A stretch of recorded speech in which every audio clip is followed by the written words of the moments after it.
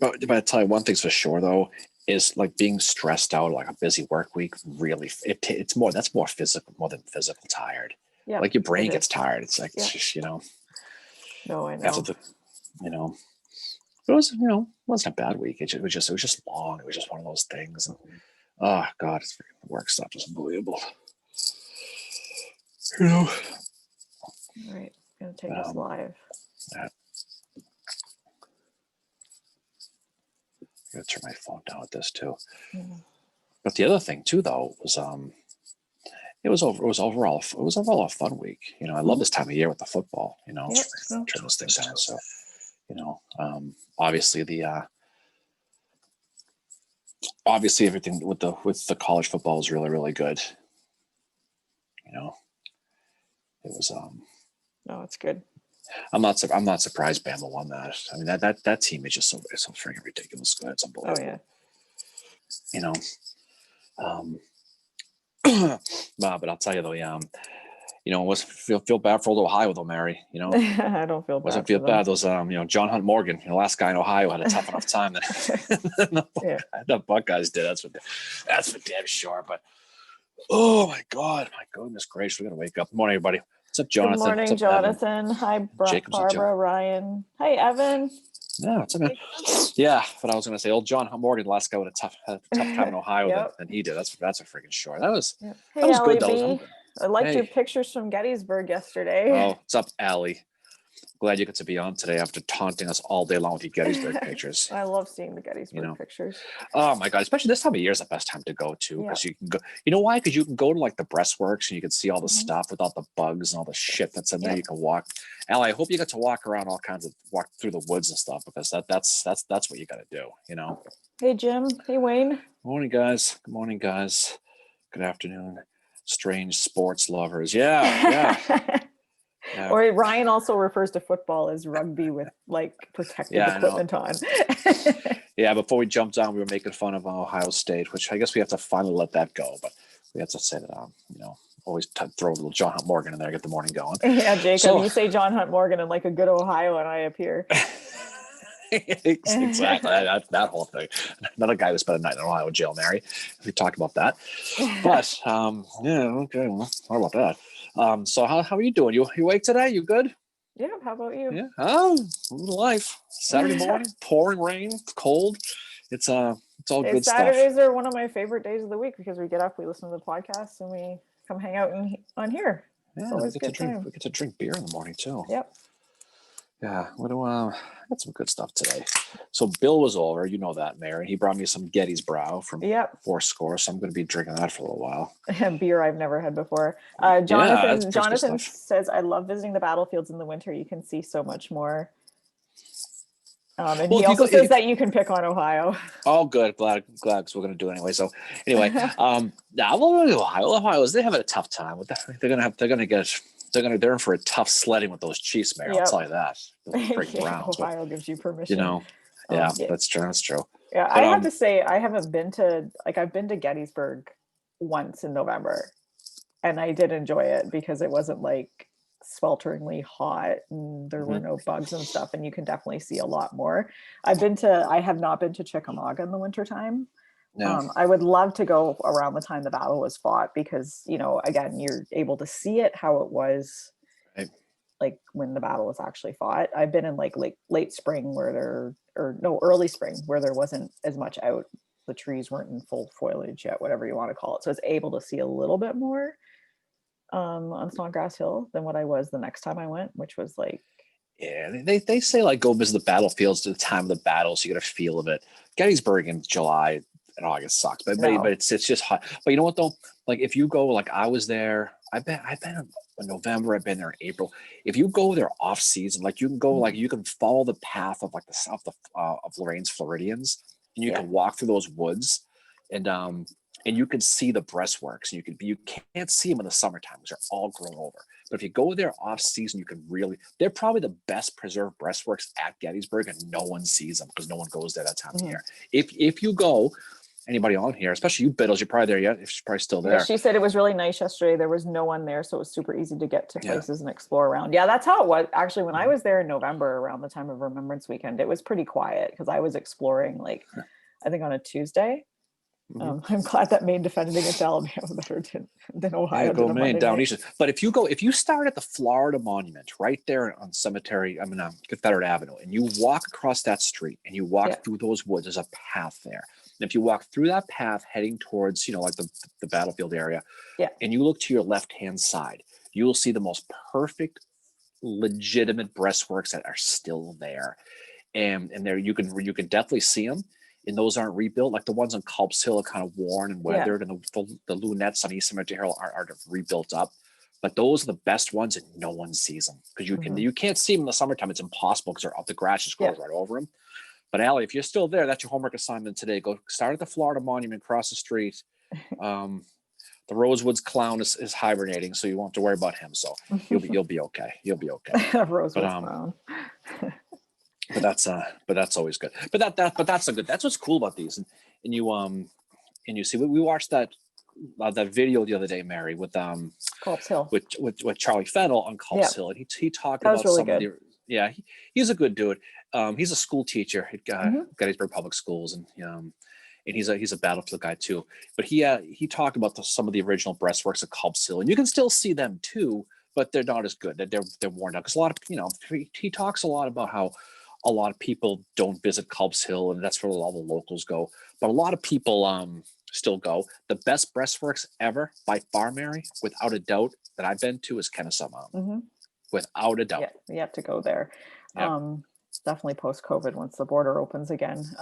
I think the one thing that they mentioned in that lecture the other night, which I thought was really cool, is the revitalization or the work they're planning on doing on Culp's Hill.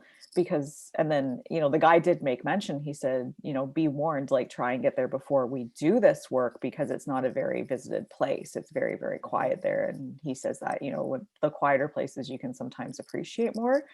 And I'm trying to think of what I messaged you when he said that. And I said, Culp's Hill is kind of like some other part of a battlefield that I think it might, I don't know what it was, which battle I mentioned that it was like. I can't remember now. Kennesaw Mountain Landis, Jacob, he's the one who banned Shoeless Joe. But no, it was pretty cool. And Jim brings up a good point, avoiding the battlefields on the anniversary, especially Gettysburg. I mean, can you imagine the July 4th traffic Lee must have had going through that loop, the Beltway? I mean, no wonder, but what's so funny was, they said, I don't know why I'm going this Gettysburg tangent like we always do, but they said that the Battle of Gettysburg was the most amount of people ever in the town of Gettysburg, and that's not right. It was actually the 75th anniversary. That was the most amount of people, even more than the battle. But yeah, so if you go to a battlefield, especially that one, you can check out a lot of cool stuff. And there's not as many people. You can walk in the woods. You don't have to worry about getting bit or rashes ticks. Or anything like that. Ticks, but you have to worry about rashes if you go to the mine. No, well, there's that. You just especially you. But no, what was I going to say? The what do you call it? The poison ivy and the ticks at Gettysburg are freaking legendary, especially the poison ivy. The ticks get all the freaking publicity, but it's the poison ivy that gets you. Oh yeah, poison. I walked through poison ivy at Chickamauga. Luckily, it didn't bother me at all, but I was like walking through it, and my friend Michael was like, "Oh, watch out!" Yeah, freaking bike week in Gettysburg is the worst. It's every week. It's bike week in Gettysburg. I don't know what it is about people there. You sit there like the patio work, sit there on the outdoor deck, and people on the motorcycles, they have to rev their bikes and they have to play their. I'm not a bike guy, admittedly. Neither. But, I'm not a bike girl. Never quite got that, but hey, for each their own. But Kennesaw Mountain, that's the place to go if you want to see breastworks. If you're a breastwork man, that's where you go. Ooh, okay. Ooh. But that's the truth, though. And hey, Andrea, John says that loves Kennesaw Mountain. The remnants of the Union trenches can be found in local neighborhoods. That's very cool. Yeah. Hi, David. Good morning. What's going on? Everybody? Everybody jumping on with us early in the morning. It's a tough time sometimes to get your asses out of bed, but 10 o'clock in the morning is not too early. But it's a good way to get the day going. You say Andrea was on? Did you see her pop in? Yeah, because No. she made a comment that she likes visiting the battlefields around anniversaries to get an idea of what the environment might have felt like. Yeah, that's like they say that a really good one to do that with is actually Antietam, because then you can see like how high the corn was at the time and all that, Yeah, and get a yeah, feel for what it definitely. was like. Like when I was there, it was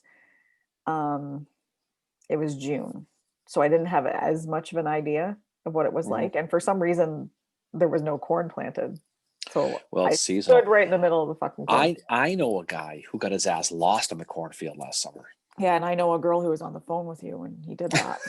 I'm gonna die. I'm never gonna make it out. This is it. Called you on my break from work, and all I see is this corn, and I'm like, "The fuck, dude? Where are you?" It seemed like a good idea to try to walk the march of the Wisconsinites, right? And you get to a certain point, and you get spun around, and there's no pass, and I, I didn't see a scarecrow. Thank God, that would have freaked me out. But anyway, so I guess we got a chance to. Oh, hey Ryan, welcome. Out of bed at 3 p.m. on a Saturday is a struggle, frankly. Yeah, I bet it is. Yeah, because Um, he's hours ahead of us here. he Hey, is. Leonard. He is. Oh, hey, what's up, Leonard? What's going on, man? Yeah. So good episode. I thought, Mary. I thought we had a good time. We had some Yep. technical things, I guess, right? Yeah, my internet crashed halfway through the episode, so There was profanity. I had to splice the two files together. And on another note, I'm going to be sitting down today and working out the numbers for getting a new computer as well as recording equipment, because we're almost 6 months into this and I see this is continuing for a long time. So I want us to have decent recording equipment for this. Yeah. No, it's tough. It was tough recording that when it kind of froze and then you disappeared Yeah. and then it's we only got half of it posted this morning. It's gonna Yeah. redone. So It's just one of anybody those that things. so I posted the episode last night at like 11 o'clock and I was exhausted when I did it. Exhausted. Fucker. Exhausted. And anyway, so I posted it and I posted the wrong fucking file. And I woke up this morning and have this message from Darren and it says the episode's only 26 minutes long. And I'm like, oh fuck. So to go downstairs in my basement and on my computer and repost it again. So anybody that downloaded it, I apologize for that. The right episode, the 56-minute one, is now there. So you can have it all in its entirety and it's not gonna cut off partway through. Yeah, that was some high tension this morning, Mary. That was on your end and you couldn't get it to Don't blame my ass for it. I didn't do anything.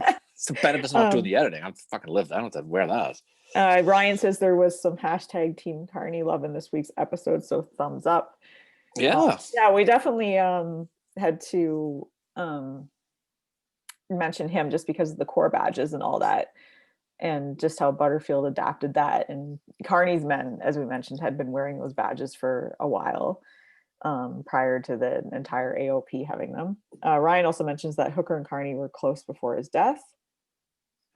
Leonard froze and disappeared, much like the Mud March. Yeah, that's exactly. Yeah, if you went on this morning and listened to it at the beginning, you only got like the 3/4 mark. It started for some reason, but it's all up now. So believe it or not, the episode called the Mud March did include the Mud March, but believe it or not, it did actually happen. I posted the back half of it, apparently the second part of it, but now it should be okay on there.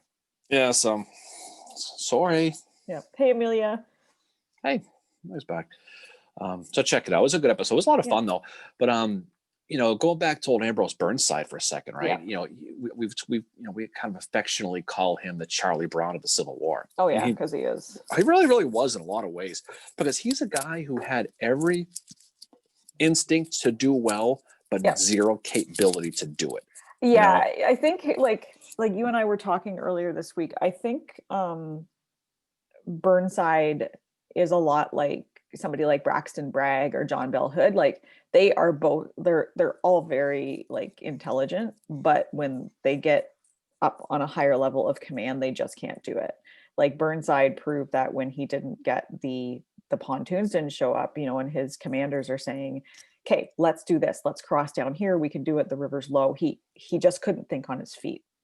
you know, he didn't have what somebody like Grant had or Sherman had, with that ability to, and Meade had it too, the ability to adapt to a change. You know, Yeah. I mean, he was good, I think, lower commands, just like Yeah. I said, like Braxton Bragg was, and John Bell Hood. Yeah. And John says, I did hear Mayor's rock star reading of a Lincoln letter to Hooker. See, I told you it was a good letter. See? Oh my God, you want to talking someone off a ledge.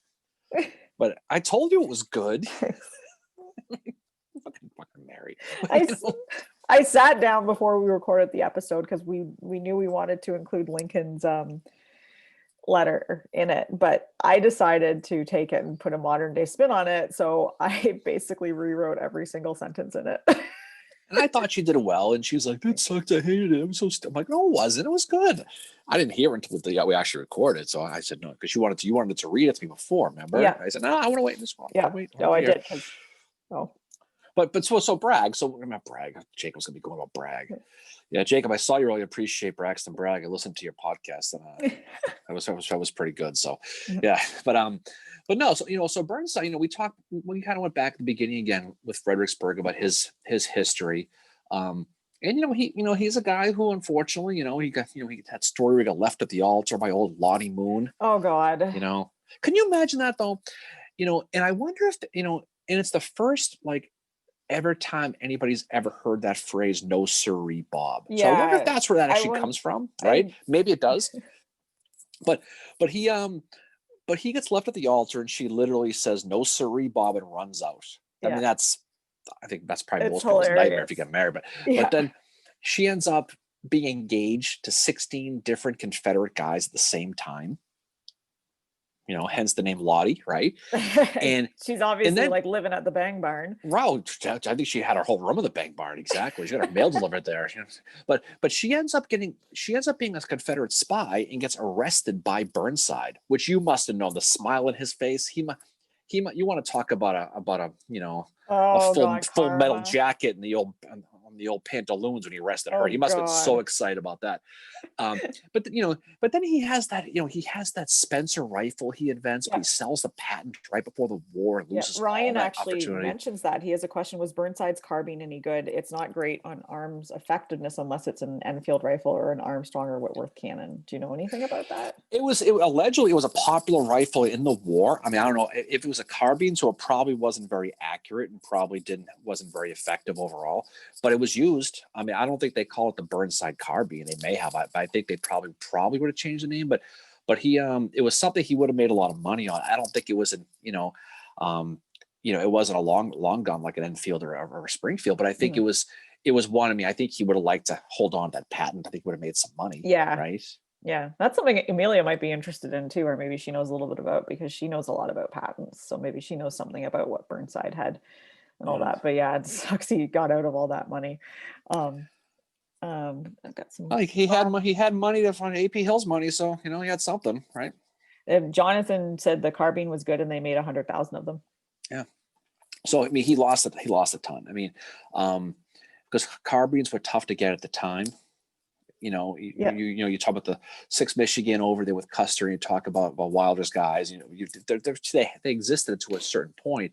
And I don't know if they were repeaters though. That's the only thing. I didn't really study a lot about his gun. I don't know if they were. No, I'm not sure either. Jonathan says that 43 Union cavalry regiments were using the Burnside carbine during 1863-1864 period.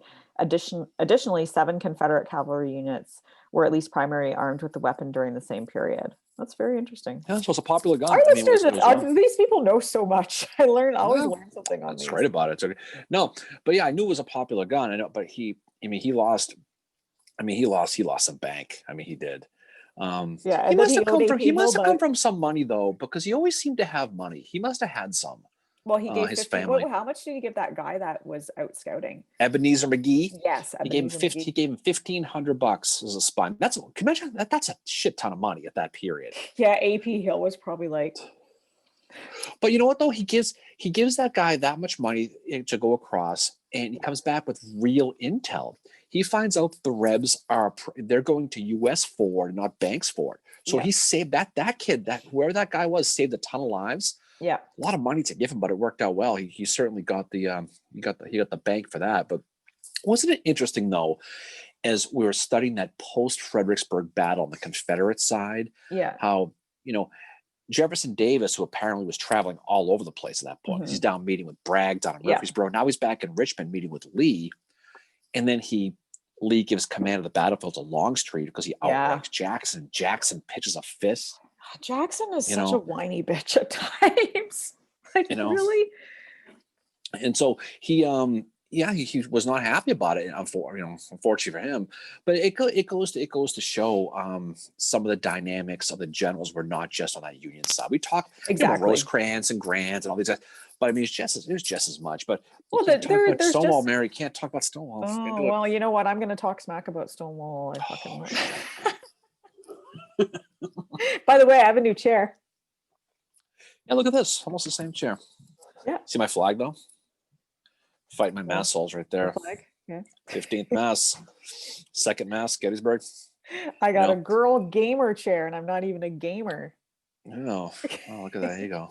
But no, but it was interesting though, the Mud March, for anybody who studies the Mud March, it's really a fascinating, ironic thing, because, this is a situation where Burnside, he's brought in to be aggressive, is why Lincoln brought him in. Yeah.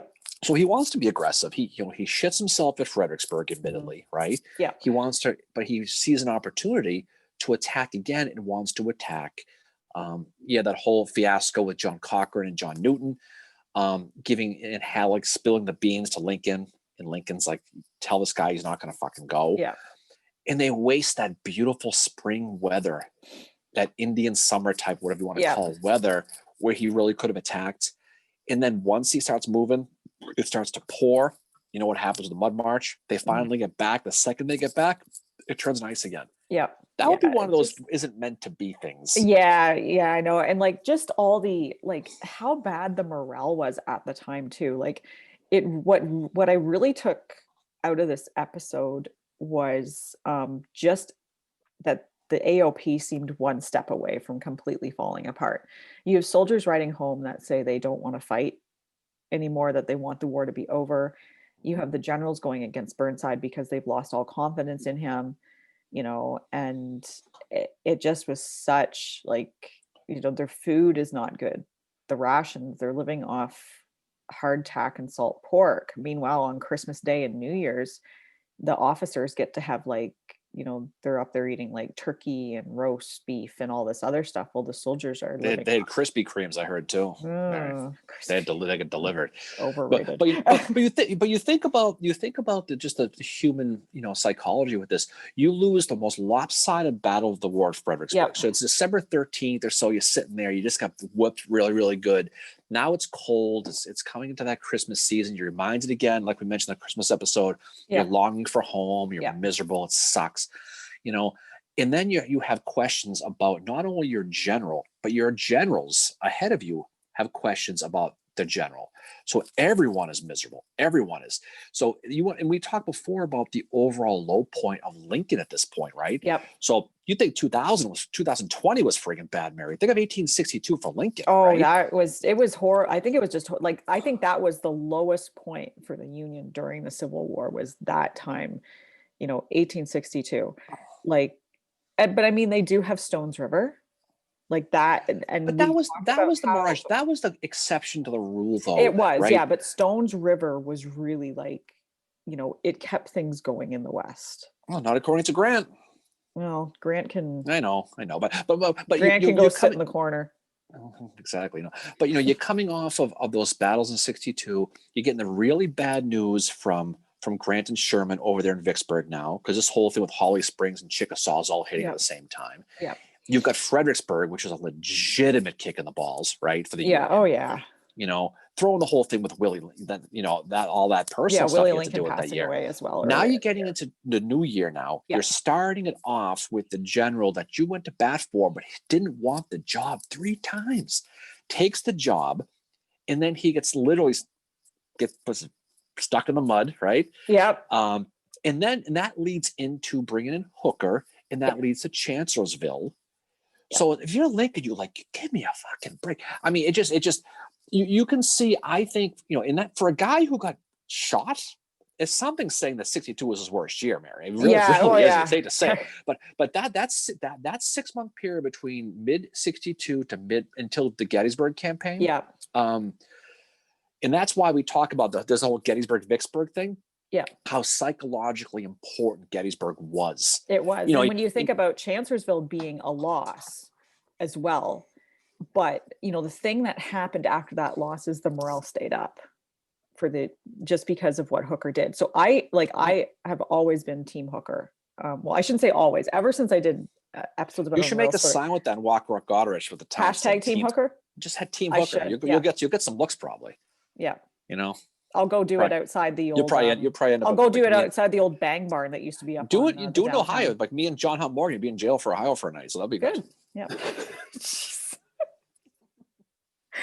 Anyway, so I am completely Team Hooker, but I came away having more respect for him with this episode because it really showed me how broken the AOP was and all that he did that changed it to, everything from improving the food because of his surgeon, Dr. Letterman. The food is improved, camp conditions are improved. You have the Bureau of Military Intelligence coming in, you have him, the artillery, which is one thing that you mentioned about it, the cavalry being changed and the corps badges, and just, all these changes that he made to make the AOP the fighting force it was at the Battle of Gettysburg, which won Gettysburg. It was Hooker's AOP that won Gettysburg. Yeah, it was. The artillery was interesting though, because he took the artillery and spread them amongst the corps, which is the opposite of what the Confederates did, but he still kept that reserve. And that led to that whole Henry Hunt fiasco with Hancock at Gettysburg. So you can still see, us putting artillery within the corps was still going to be in it. It was not a perfect situation, but what he did was everything you had mentioned, even the corps badges that you mentioned, but the fixing the furlough plans, fixing the food, so, all the stuff he did was like we said in the podcast, he took a broken down shitty car, okay, and he rebuilt it, used new parts, but had the same frame and rebuilt it and got it running again. And nothing against George Meade because he made a lot of good decisions. He didn't have enough time though to make that army his. Jonathan says you were so right about the AOP at Gettysburg was like and we talked before. I don't know if it was if this is a podcast or live. It was just you and I shoot the shit one day. But you think about how Gettysburg under Hooker might have been different, because you think about how, and this is going to go the what if thing. So all the serious Facebook pages are going to go bent out of this one. but coming off of a loss at Chancellorsville, if he didn't make that big spit about the Harper's Ferry guys and didn't quit and stayed in, I think he would have been aggressive at Gettysburg and they would have been offensive instead of defensive. Because I think he would have been like, I need to prove myself thing. Yeah, absolutely. And I think, how that could have changed history, because that would have played right into Lee's hands and Longstreet's plan. Exactly. Yeah. Because Hooker was too much of a loose cannon. I think that's why I was having a Twitter. I had some tweets about Hooker, how he was kind of overshadowed for command of the Army of the Tennessee, and Howard took that place instead. But I said that Hooker would not have been good in that role, because he would have that role eventually went on. Howard eventually goes on to be the right wing commander of the March to the Sea. There's no way Hooker could have done that. He was too much of I'm just going to kind of use the orders as guidelines, but I'm going to do my own thing. So yeah, I think you're right. He would have fought a very offensive battle at Gettysburg, and it probably would have ended in disaster.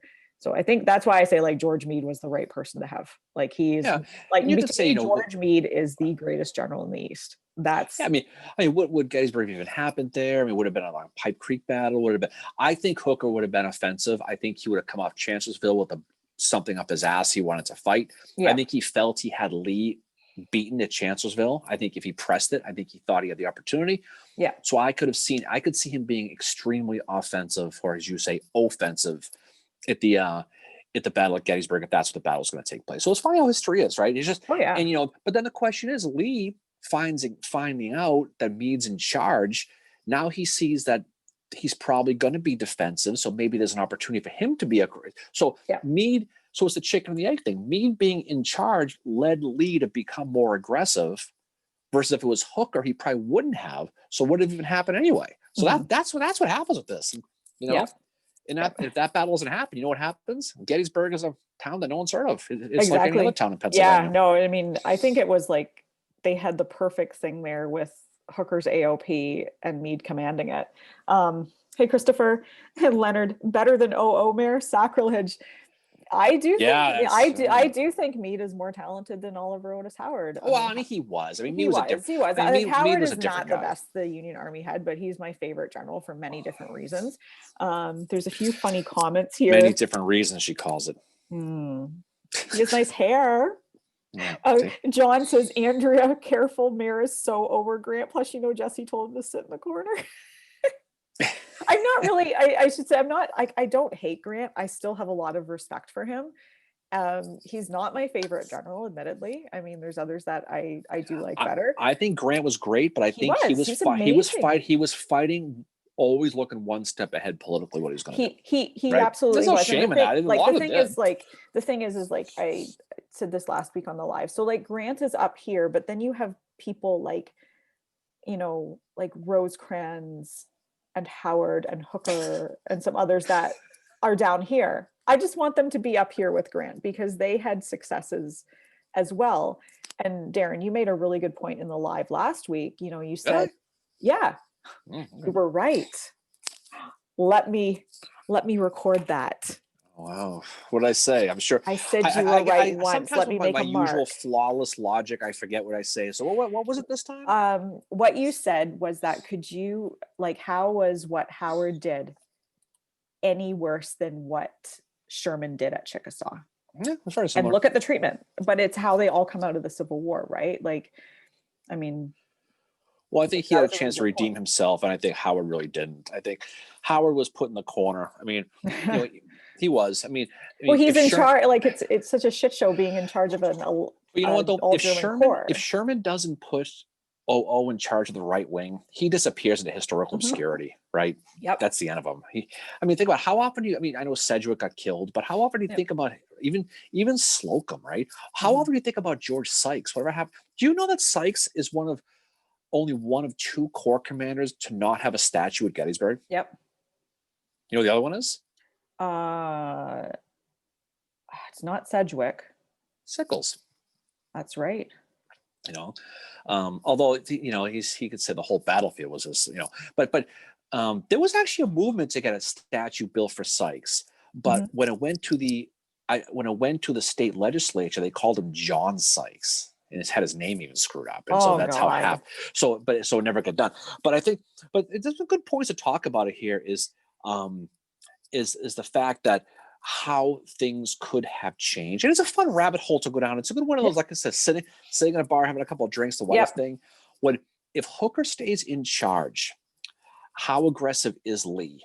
And you could see that battle being exactly in reverse. Yeah. What if Hooker beats Lee in Pennsylvania thoroughly and is aggressive? How does that change Hooker historically going forward? Maybe he's Grant, right? He very well could have been. And Ryan said that Hooker might have attacked on day 4. That's if he's being aggressive, that's likely the case. Well, I wonder how that would have gone though. Like, so let's pretend that everything plays out the way it does. Lee comes up to the Blue Mountain Ridge. They come through Taneytown. They come through Emmitsburg. The Union comes the other way. Same deal, and same exact thing happens. How does Hooker put Hancock in charge? No, I don't think so. No. Right? No.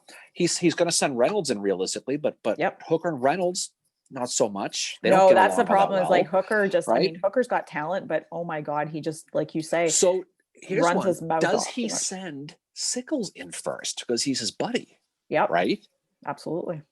Can you imagine Sickles in charge of day 1 at Gettysburg? How he handles that? And going to tell Howard I'm in charge. Yes. Now Howard would be like, "Fuck you."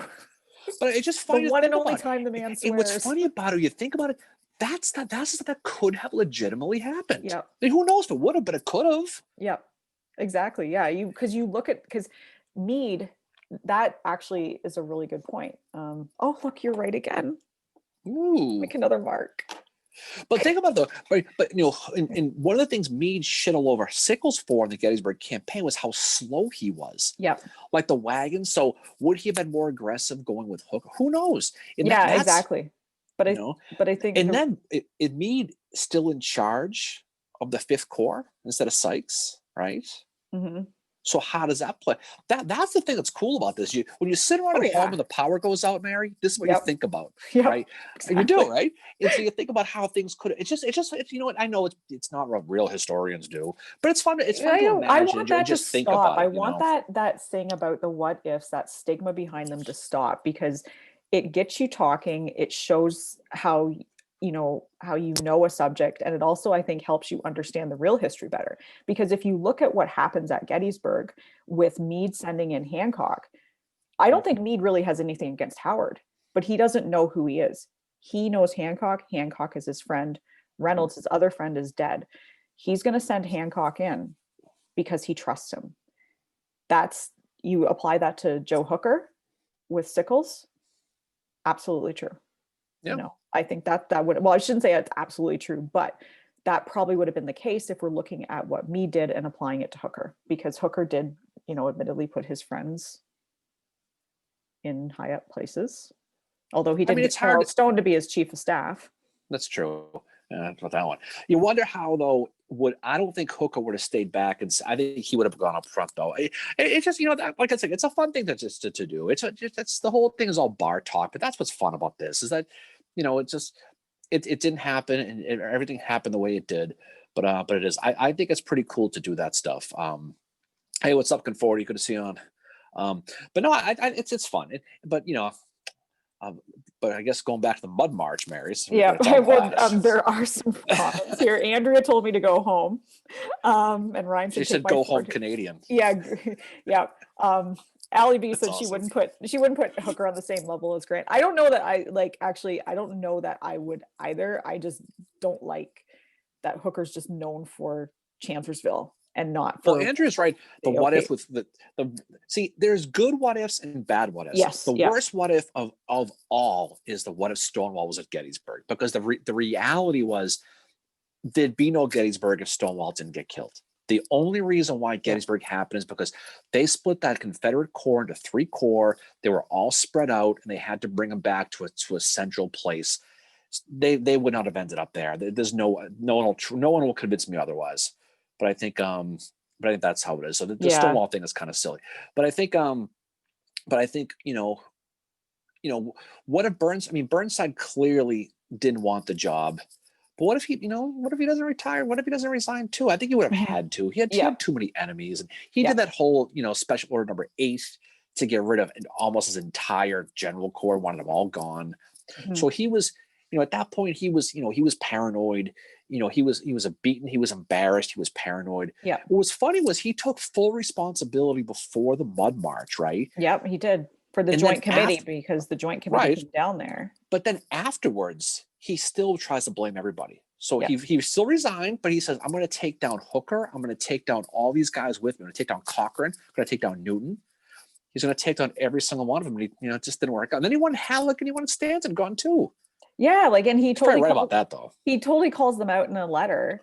And then he's like, guys, please support my plan. And they're both like, nope, you lost that. But then Lincoln goes to Halleck and says, I need your support in this. Can you go check out stuff for Burnside's plan? And Halleck's like, nope. And then after that, Lincoln just referred to Halleck as like a clerk. And he totally soured the relationship between them. Andrew said Halleck's a little shit. And Allie does say, knowing Halleck, he probably would have found some way to can Hooker. It's his favorite pastime. Yeah, Halleck probably would have found some way to get rid of Hooker. No, but going back to the whole what if thing. Yeah. What ifs make sense to a point, because for you to effectively have a good what if historically, you have to really know what really happens, right? Yeah. And that's the whole, that's sort of the whole thinking of a 3D chess thing. When you know what happens, you look at how it could have been different. Yeah. And that's all you try to do. Yeah. No, I think that's why that's why we added the what if thing on our forum, so people can come and talk about them on there, because there's a lot of there's so much stigma behind it, but I don't think there needs to be. No. I do agree with you and Andrea about the Stonewall. Stonewall's the big, that's the stupidest one. I mean, I'm not like a Howard said, what if Jeb Stuart showed up day one? I'm not sure. See, that's the other thing too, was how much that would have changed. they would have had a better idea. But don't forget too, they still had Jenkins. They still had. Yeah. It's not like they had no cavalry. They just didn't have Yep. Jeb. Yeah, and Jeb's like off gallivanting up. But they're saying how rolling around in daisies, that they didn't have the eyes and the ears. I mean, they had some. I mean, he didn't trust Jenkins and Grumble Jones and all those guys. But I think the reality is they use Jeb as a reason for why they lost. They do. I mean, the thing about it is it wouldn't have affected day one, because you know what, it still wouldn't have, because you know what, the reason why Ewell did not attack Cemetery Hill had nothing to do with cavalry. It had to 100% to do with the fact that the 6th Corps was somewhere out there. They know they were there. And that was the end of the day. But the 6th Corps is why they didn't attack Cemetery Hill. They knew they were in the area, and that's not really a what if. That's just one of those things. But I think it's one of those pretty straightforward type things. The problem with Stonewall, like I mentioned at Gettysburg, is that they wouldn't have fought there. They wouldn't have been spread out as much. Yeah. But, Jacob has a question. Which Jenkins is that? He was the cavalry guy who came along. See, what happened was when the Gettysburg campaign began on June 3rd, Lee wanted specific cavalry to come with him. Yeah. And he picked up Jenkins. I think it was Micah Jenkins, I think his name was. But it was Jenkins, Stewart. But the best, he basically left his best guys, Stewart did, behind because he didn't like him personally. Yeah. So the guys he brought up with him, like Jenkins, for example, were kind of like the B-level guys, and Lee probably just didn't trust him realistically. There is a Jenkins monument in Chambersburg, Mary. If you go out in that area, you can find the Confederate monument for Jenkins. Do you know what Jenkins' first name is? That's what Jacob. I think it was Micah. I think I'll have to look into it. I think so. Jonathan says it helps that Jeb died during the war to use him for the loss, which it might have been Albert. I mean, I'm blank on his first name. I just always just call him Jenkins. But I do agree with what Jonathan says about Jeb dying during the war. That way, you can easily blame him, and he's not going to have that voice. Yeah. But I think, I think Jeb's a pretty boy diva. Buford, Minty, and Wilder are my cavalry guys. Mm-hmm. Jeb was killed by a Canadian. He was. Yeah, it was Albert. It was Albert Jenkins. It was Albert Jenkins. But yeah, guys like Grumble Jones. I mean, for all the strong Confederate cavalry they had some shitty guys too. I mean, it wasn't just the Union. I mean, yeah. I mean, would you say the stronger Confederate cavalry was in the Western Theater? It was definitely in the West. It was definitely in the West. And it was Wheeler and Forrest. Yeah, Wheeler. Yeah. And you can also throw in Van Dorn, for that matter, right? Oh yeah. He wasn't the greatest, but he was great at Holly Springs, right? Yeah. Well, maybe that was his true calling. As you call it, Holly Ridge. Yeah. What? Yeah, Micah Ridge was infantry. Jenkins, you're right, Leonard. I always confuse the two, but with definitely Jenkins and cavalry. That was pretty funny. Grumble Jones, he gets his nickname, which is funny too. Another one. So his wife apparently had died, and he was sad about it. And his peers gave him shit because he was sad, so they called him Grumble. So all he did was grumble, and that's the nickname stuck. Talk about a shitty nickname. but that's, I'm not sure how true that is, but that's what I was told. That's what one of my Ranger friends told me, so I assume that's true. It's almost as bad as fucker. Hey, Kid 40, guess where I was last Sunday? I went to Treehouse Brewery. So this here is the new one here. It's called Super Vivid, and it's fantastic. So I'll let you know. So there's that. There's a beer thing. Hey, Mark. He says, "Hey, all from Mark, not Renee." To what? I'm just saying hi to Mark. Mark from Gettysburg is here. Oh, cool. Mark's a boy. Christopher says Reynolds is barricading the town. It's probably a town right in order to maintain the heights beyond the town. But I hate you, Darren. I gotta say, this one, though, Mary, in all seriousness, this Super Vivid is the best treehouse I've ever had, and that's high praise. That's unbelievable. But it's just so good. As soon as it hits your lips, it's just so good. It's gonna bring you old some school right there. Yeah. Oh, I know, but I think a Team Rolling Hills. You know what? Where the hell did this come out all of a sudden? We'll go back to undulation. Oh, look who's not paying attention. I only held this up on the screen for like 10 seconds. Well, I can't really read it. First of all, half the words are probably spelled wrong. I get you right. Okay, Rolling Hills Forever. Okay, And this. Rolling Hills Forever, hurrah, boys, hurrah. Oh yeah, you've had that one for a while, Yeah, I'm not But too original, I guess. Chris, I'll have to get you some of this treehouse. I'm serious. I will. I was down there. I spent $300 there last weekend. Oh my That was God. exciting. That was But a it's fun worth day it though. though. It totally is. Got to go see Clara Barton. Clara Barton went to go see. That was Clara Barton that day. It was pretty sweet. I'm obviously clearly on the undulation side. I'm talking about that. Come to the undulation side, Jim. We have cookies. We have beer on the Rolling Hills side. No, but we have treehouse on the undulation side, Mary. You can have your little swilly little crap. You can have your Dunkin' Donuts jelly donut beer over there. You can have all that. I wasn't the one that drank 3 of those and bitched the entire time. I'm not the one who emptied a beer out either, in case you really want to split hairs. I'm a hero for that. Okay, whatever. I'm not going to fucking torture myself with shitty beer. Life is far too short. Maybe if you had less beer last night, man. Just saying. Keep in mind who edits this.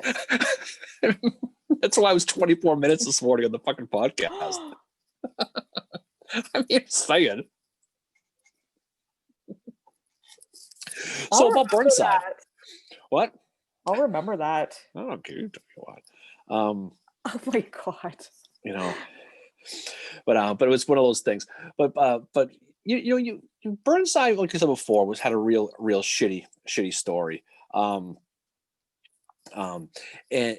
as far as that goes, because he got, in a way, he got lucky, right? Because as bad as the as it was, if they would have got half over when the rain came, it could have been a lot worse. They're talking about nickname Grumble Jones. Yeah. I mean, that his wife died. I think she drowned, actually. I think that's what happened to her. But he died. She died right in front of him, and obviously that's a tough one. It is, obviously. Yeah. And he was upset by it, and they called him Grumble for it, which is a very Boston thing to do to someone, by the way. Yes. Just saying. Christopher said we adopted this on our live stream podcast yesterday too. Me drinking beer and talking movies. You guys drink beer and talk Civil War. Both are my best lives. Thank you. Oh, they're fun. I mean, that's like this whole breakfast club. All of us is the breakfast club. We just sit around. And hopefully, you guys are drinking something too. I know Ryan is. Ryan's got the good stuff. He's got the bourbon. Yeah, he just said he's drinking a beer from a brewery that is 100 years older than the U.S. The Shepherd Neame Kentish Strong Ale from Shepherd Neame Brewery, almost 100 years older than the U.S. I think it's founded in 1698. That's a lot of beer expertise. Mm-hmm. Wow. Ryan says I need to go Lincoln on your ass and replace you with some Shocked Pennsylvanian mid-episode. Some Shocked Pennsylvanian. that means. Dirty Neck. They wouldn't have gotten wet. What if it hadn't rained on the 4th? Yeah, good point. That's some pretty factual stuff. Yeah. Jacob Berg, meteorologist, and actual weather. But what if, we talked about before, what if like Burnside, the weather was nice, if they got about half of them over, say, say that, so you basically had, Franklin, and you had Hooker, and you had Sumner, right? Yeah. Let's suppose Sumner gets over and Hooker doesn't, and the rain comes and they're totally stuck.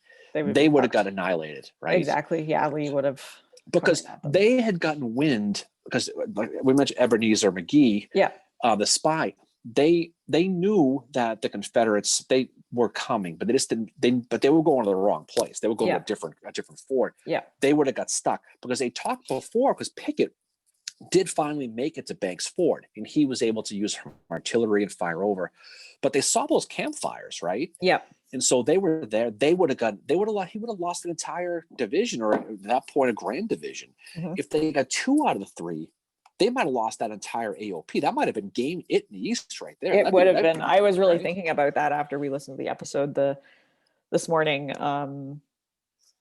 That it would have been game over for them if half of them had got across, because the weather is so iffy that time of year. Like, you think about like weather in the Civil War, how much it plays a role in what happens. You look at something like Shiloh. The Mud March, I think, is probably one of the best examples, but I'm sure there's other ones too where the weather delays them and throws off their plans. I know Trudeau in his book, Southern Storm, he talks about the weather, you know, and how Sherman did the march at that time because he believed it would give him the best weather. But the weather varied all across the march too. You look in the soldiers' diaries, and there's sometimes like a 15-degree difference from one end to the next as they're cutting their way through Georgia. Jacob, New Jersey is the worst. Jacob, I'd like to introduce you to a state called Connecticut and a state called Ohio. Okay. New Jersey's got his, it's pretty close, but New Jersey, I have a lot of friends. I have a lot of friends from college from New Jersey, so I'm kind of soft spot for New Jersey. I think Allie B said, what if Pickett didn't charge? Well, I mean, that whole Pickett charge thing with the PPT, that's a little overrated anyway, but it is. But again, looking at the Burnside March though, was, you know, it was almost like you wonder if that march cost Burnside or saved the AOP, right? Because you look at the alternate bizarro world scenario, they could have got completely and utterly destroyed. You know, don't forget, it's the same army that got their asses kicked at Fredericksburg. Now they're going again, right? Yeah.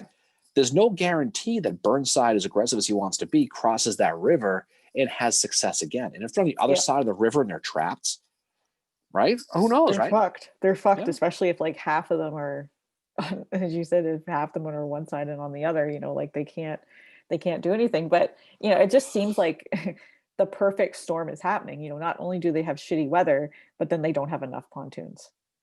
Well, they were 5 short. I know. 5 short. But then, so I think that's a good point you make that, again, another mark. That's 3 times I've said you're right. So, yeah, well, I think it's the mass flag. I'm feeling dangerous today. It's like the mass whole flag going. We'll see about that later on when I get the singing videos of Call Me Maybe. You brought that up, not me. Yep, I did. I went there. Anyway, so yeah, I think it did save the AOP. I think that's a really good point. Who knows? It could. I mean, you know, who knows? Maybe they get over there. But I think it does show Burnside had a really aggressive side to him. Yeah. I mean, he was the one who was personally scouting, right? Yeah. I mean, Hiram Berdan, those sharpshooters, they reported they saw him by himself on his horse scouting the position. So he really took this opportunity to lead the army to make the best of it. He really wanted to. And Lincoln hired him because he was aggressive. And we don't look at Burnside being aggressive. We look at him as kind of Charlie Brown of the football. Yeah. But that's what the historical memory thing. But I think looking back on him, it's something to consider that he basically he made the effort. But you know something? The best players don't make the best coaches. Yeah. And he basically was a situation where he was probably miscast in that situation. I think so too. And I also wondered too, I think he also, because he had a history with McClellan before the war, he worked the Illinois Central Railroad with him. I think he also wanted to be, they were friends before Antietam and they weren't friends after Antietam. No. So I think he wanted to show that he was the better of the two. Yeah. And I think, you know, we talk about this pride and, you know, go with before the fall and all that. I think there's a lot of that with these guys, that they have this personal interest in succeeding for different reasons. We talked about AP Hill for those the 3 reasons he had. Yeah. But I think Burnside was, you know, although he reluctantly took the job, I think he wanted to do it because he wanted to be better than McClellan. He wanted to prove to Lincoln he can do it. Well, he also didn't want Hooker in charge because they said, like, if you don't. But don't you think that Burnside was probably a parody to a lot of people?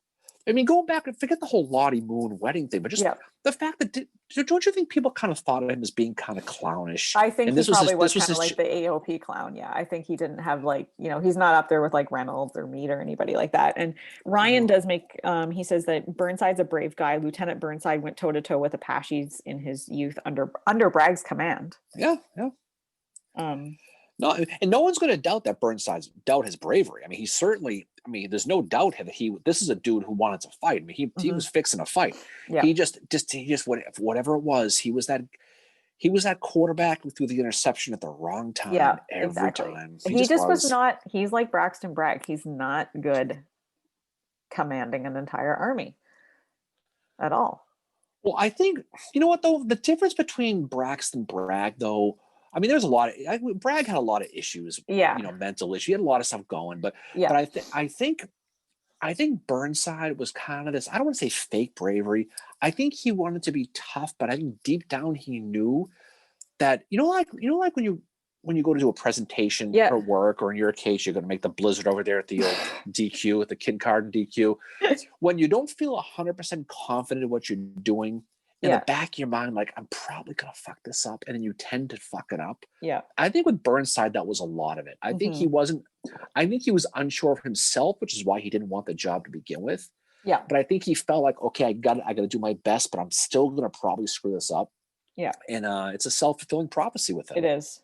But you can't doubt his bravery, though. You can never doubt his bravery, because no. I mean, you can talk about all these guys, but he definitely wanted to fight. He was very Confederate in that regard, where he fought when he probably shouldn't have, but he always wanted to fight. Exactly. Yeah. Howard says, wasn't Lincoln a lawyer for the Illinois Central Railroad too when he lived in Chicago? I think he was, Howard. I'm not 100% sure. Only we had someone from the Rail Splitter podcast on this to answer that question. Damn, if only we had someone. I admittedly am not as well versed in Lincoln's legal career as I am in his time. No, I know. We talked about that the other day, as a matter of fact. Yep. When the hell did we talk about that? We talked about this someday this week. We talked about that. Yeah, we did. Yeah. Yeah. I am part of a Abraham Lincoln podcast too. A Rail Splitter. Yeah. Check out Rail Splitter. It's a good one. But I think he was, though. I think he actually was. Yeah, Jim said he was. Anything you need to know about Lincoln, Mary, just let me know. Okay. I would, just so you know, I was a guest on that podcast last summer. Yeah, I know. Remember? To talk about the 54th Massachusetts. Yep. And I'm not going to look. I don't want to brag, but I did pretty good, Mary. Here I did pretty good. You did. You were right. But I think the thing about Burnside's plan, though, was he actually did the right thing. He just the weather, everything, just didn't execute. Because if he would have, I don't think he knew that Lee wasn't there. I don't think we can give Burnside that much credit. No. But I think he knew that he had about a 48-hour head start on Lee, his army.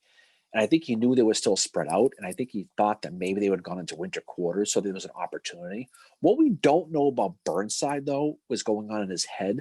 Was he still thinking of this as a way to get to Richmond? Or was he now focused on beating Lee's army? Fredericksburg, the whole thing was he wanted to get to Richmond, right? Yeah. So did his mindset change? Was he going to try to beat him and then try to sack Richmond? Or at this point, did he finally have it in his head through Lincoln, I got to beat Lee, that now it's Lee? And he doesn't talk about it. That's the thing. That's the we just don't know. Yeah, exactly. Brian says that Burnside's plan was rather good. He was strategically sound. It's the operational level in which he failed. Execution of the detail failed. His fault, his staff's fault, either both, but it's a failure on an operational level. And then Allie B, she said that she doesn't think the AOP would have known Burnside that well because he came from the Carolinas beforehand.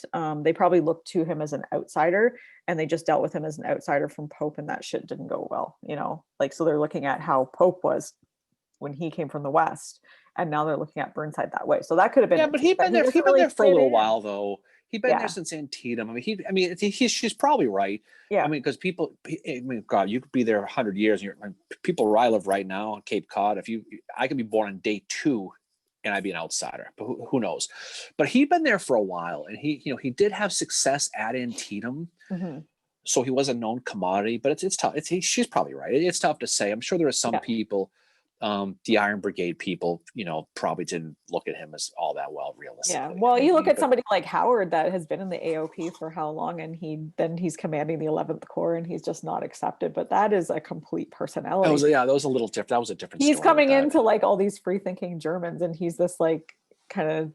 They start calling him Old Prayer Book because he walks around with his, his Bible, and he's constantly given sermons or whatever. But then like it was really funny. Like he was meeting with his men after Fredericksburg, and I guess he said 3 cheers for Burnside, and people got really sarcastic about it.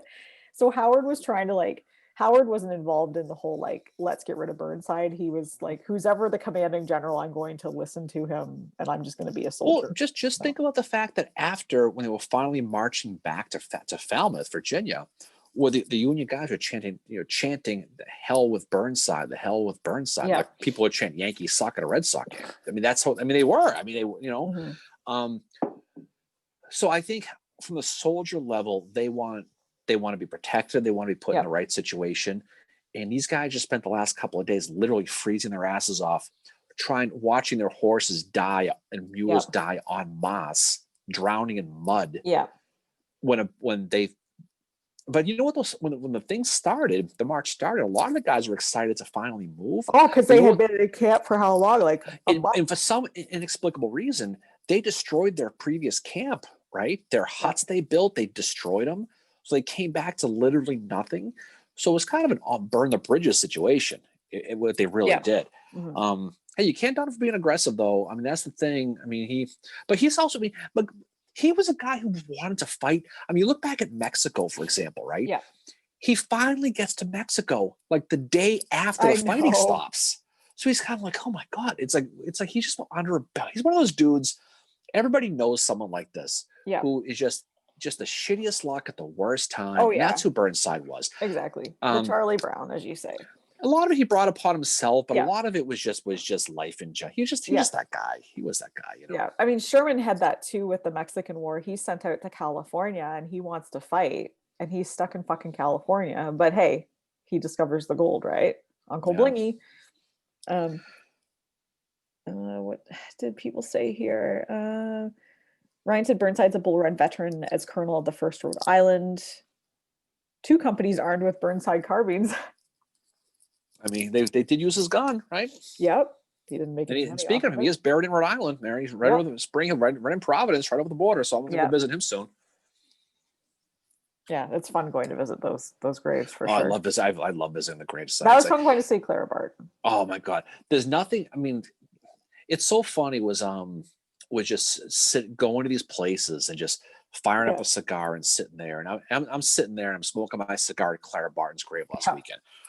And I'm sitting with my Antietam sweatshirt on, and people walk by me looking like I'm some kind of complete freak. And someone goes, "Oh, is that where Clara Barton's buried?" And you're also look like you're talking to yourself because you got me on the phone too. I'm like, "Hi, it's Clara Barton." Yeah. But I love doing that stuff, though. I mean, there's nothing. Because you know what? I mean, someone like her does get visited, and you can tell because people leave flowers and stuff. Mm-hmm. But so many of these other graves, like I found that guy from the 54th Mass, that George Monroe I posted, right? Yeah. And he's buried right around the corner from her.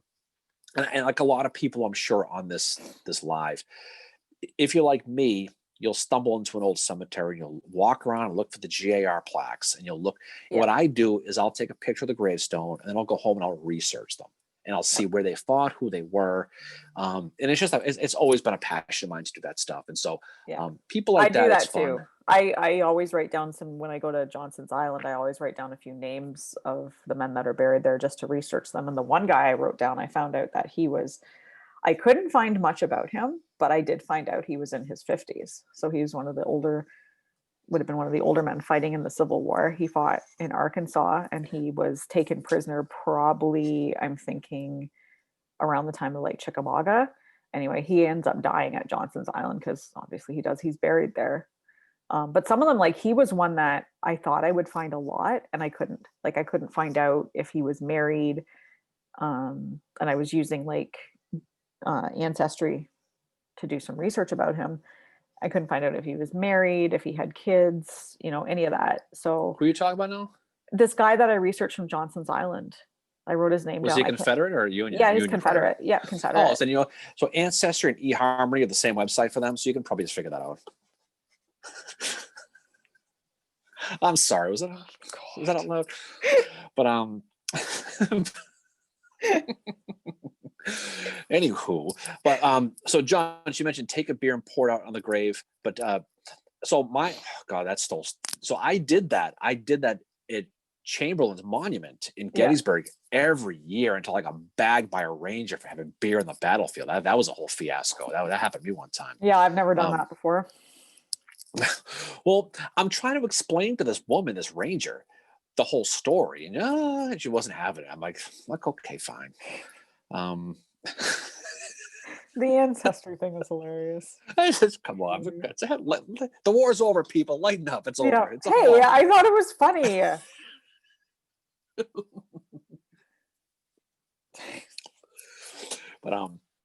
But no, but that's a true story though. Is we got in trouble that day for allegedly drinking on the battlefield, and But you were drinking on the battlefield. well, I was drinking on the Oh, I it was drank on the different though. battlefield. It was different though. I It wasn't like I was sitting around in the parking lot of Devil's Den getting banged up. It was we had that Joshua Chamberlain beer from Yep. Shipyard. Yep. And what I would do every year is I go up to the 20th of Maine and I would drink half of it and I would dump the other half out and I'd put the bottle in front of the monument and I'd put a flag in there. Nice. Every year I did that. And at that very moment, as I was drinking the damn thing, some ranger came by and saw me and gave me shit. But it's okay. I drank wine on Snodgrass Hill. And what I did is I was so worried about getting caught, I poured it into plastic water bottles. And I was sitting there with a plastic water bottle, it was like a this wine from the Tennessee winery, or no, the Georgia winery that I go to. And so it was like this kind of blush color. So it probably looked, I don't know what the fuck it looked like I was drinking. But I told that story to my ranger friend in Gettysburg, right? And he started laughing. He goes, next time you do it, he goes, come with me and we'll drink more. And he goes, we'll bring a metal detector too and really piss him off. It was so funny. Some of them, Christopher said they can be difficult. Some of them, I think, take it pretty seriously. But like, well, I mean, look, the thing about it though is like, if it wasn't like we're sitting on a round top, drinking Yingling, looking out which we've done before too, admittedly. But it was more of just of a way to recognize Joshua Chamberlain. It was because it was and I'm trying to show her. I go, listen, I explained the whole thing. No, can't have it. And then he even disagrees about the drink on the battlefield. He goes, nowhere on the rules that say you can't drink on the battlefield. Exactly. Yeah, there was people like, I was so worried about having wine on Snodgrass Hill, and then like some guy walks by me with like a bottle of beer, and I'm like, oh, I guess this is kosher. One of the rangers at Chickamauga told me, he's like, yeah, on the anniversary of Benjamin Hardenhelm's death, the guy that was killed at Chickamauga, he said there's a group of men that go to where he was killed and they all drink bourbon. Yeah. Well, Matt's funny because he's like, yeah, you just bring a metal detector. You could do that too, and then they'll come. It was just funny the way you put it, but I mean, it's I guess that's the rules, but I just thought memorialize the guy, memorize the guy. That's why I go have a drink for General Thomas on Snodgrass Hill. And what do you? I'm just laughing. You drinking? Is that what you're doing last night? Drinking? Remember Snodgrass Hill? You know what? I'm going to remember all of this, and next time you want me to cut a certain part out, which you didn't. I tried for 20 minutes. There is no try, only do. Well, but anyway, so speak of the Mud March, Mary, trying to get back on subject here. It was interesting though when he did quit Burnside about the hooker thing, right? Was right off the bat, people didn't like him. Yeah. He didn't like anybody else. So it was pretty funny, Andrea, drinking the battlefield shouldn't be a hill they're willing to die in. The amount of litter, on the other hand. Yeah, it depends where you go. I mean, the battlefields I've been to, there hasn't been too much. That was a funny part too. Is we went to down by Pitzer's Woods where there was a big Confederate reenactor camp, and I know one of the guys. I don't know them. We went to visit it, and we went over there, and one of the Rebs went over to his car, opened up the hood, put something on the car, and it was full of Bud Light. So I'm like, okay, but I think it's just, I think it's just one of those deals. It's just one. It's look, everybody's respectful at these places, no question about it. We don't sit there and do anything wrong. But that moment was just designed to kind of honor Chamberlain. Exactly. No, I completely agree with you about that. Yeah. Like, Andrea said this. Someone said the soldiers drank, and Andrea said not Howard's soldiers. Very true. The Germans were not happy about that. But he also came in command of the 11th Corps at the same time they cut drinking rations in the AOP. So not really his fault, but Howard was not one for drinking at all. He stuck with water, I think. I know. But the funny thing is when Howard takes over the 11th Corps, that bumps Reynolds into his old place. And Reynolds wrote his wife and basically said, things are going to change a little bit around here. We're not going to be as pious as what OO is. So he's basically talking like Reynolds or not Reynolds. Gibbon is basically saying he's a party animal, and things are going to change. Well, it's funny how you can have a somewhat of an eccentric religious general make a mistake and get away with it if you're from the South and not from the North. Isn't it funny how that works out? It is, yeah. How did I misquote that thing, John? I said there is no try, you only do it. Didn't I? Is that what Yoda's quote was? Something like that. I mean, I'm you not the and Star you're Wars fan. trying to get the Allie B conversation back on track was always going to go off the rails. Allie Biddles, I know. I try, Allie. I try. It's too funny though. I thought I got that. I was quote going to right. say Reynolds had a secret fiance. He did. He did. Catherine. He certainly did. Kate. You know. Yeah, and she never married. She was in. I think she became a nun, and then she was a school teacher for a while, but she never married. She's a lot like McPherson's fiance. Never married either. Yeah, that's a thing. Did he have a ring or something with her name on it or something? Yeah, when she went to Gettysburg when she found out he had died, and she went to the house where he was, and she said, "I'm his fiance," and his men said he was not engaged, and she said, "Look in his pocket," and they looked, and there was her photo. And yeah, I think they had exchanged something, but he had her photo with him when he died, and that's how they knew. And then nobody knew. They had to keep it secret because she was Catholic, and I think he was obviously Protestant, and they were going to wait till after the war to get married. Now Chris is saying she did marry afterwards. Oh, so maybe interesting. Okay, so that's good. Hey, way to bring it, Chris. Way No, to prove Yeah, Fincher wrong. That's always. You know what? Now you're definitely getting Treehouse, Chris. Yeah, you told. I'm absolutely bringing Treehouse now. That made my whole friggin' day. Fucking A. Good job, Chris.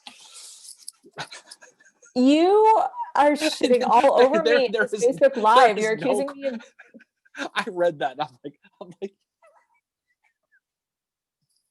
that's for you not taking my Sykes comments out. By the way, that's karma right there. That's what that. I tried. Exactly oh, you fucker. So what was all that? Don't worry about it. It's okay. When I was really upset about it last night. Because you're upset about it. I was. It's okay, but it doesn't matter. Who cares? But it is pretty funny. I mean, I didn't know. I mean, I don't know a lot about Kate, about John, that whole situation. You know. Ryan, Darren, she who must be obeyed is worried about you. Every time you show me a photo, he's smoking a big cigar. Didn't that fella Grant go on about die from that stuff? He should know better. Welcome to my world. Yeah, no kidding. Well, the thing about it, Ryan, you tell her first of all, thanks for her worrying about me better than most people in my life. But you know what though, he did smoke. He did smoke like 10 cigars though a day, didn't he? Yeah, I smoke one a week, if that. So, but yeah, definitely. So, Christopher, I got you guys on Reynolds. You did, yeah. I didn't. Anything I've ever read that about her was that she never married, but it's interesting. Yeah, Andrew hits me with that too. As a matter of fact, just mentioned that, but I love my cigars. I do. You know. I'm glad. I would probably get on you about it if you were smoking them like every single day. I wouldn't do it. You can't do it every single day. It's just impossible. You know, usually once a week or so. It's a lot of fun. It's not outside though, Mary. There's nothing better than a good cigar. I agree. When you're sitting at Little Round Top, watching the sunset, firing up a cigar, there is no better experience in the entire world than that. That will be the next time. Like I told you last week, the next time I smoke a cigar, it's going to be in Gettysburg. That's the next. Yeah, that'll be great. I'll the puke bucket next to me ready for you. That'll be good. Says the person to okay, what? Says the person to the other person who on the first weekend we hung out, I drank you under the table. Oh, yeah, well, you did. Remember that? You got me that day. You got me that day. You got the fastball. How many beers did I drink? Way more than me.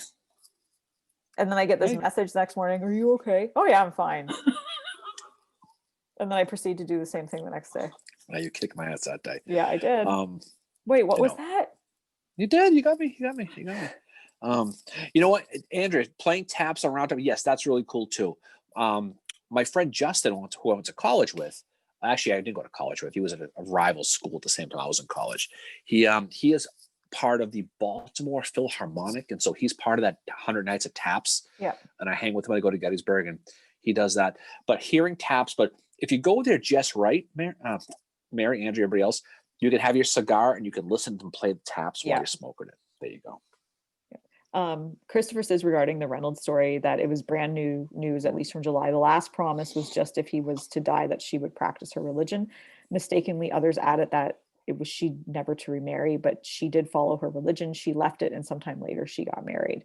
Yeah, so that's like, and it's one of like, their story is one of those things that, you know, it's like, okay, well, this is what's known about it, but is it really, how do we really know what happened? So, and then now now Christopher's told us that, yeah, she did remarry. Well, Chris brings up a good point too, was the story of Reynolds' body. Now people just think he goes to the George house and then he's back in Lancaster, right? No, the story of his post-mortem between George house and in Lancaster is a fantastic. I think there's a YouTube story you can go on and someone talks about it, but that's a good one. So that's your homework assignment. Anybody watching this is go find the story of John Reynolds' body, or you forget John Brown's body.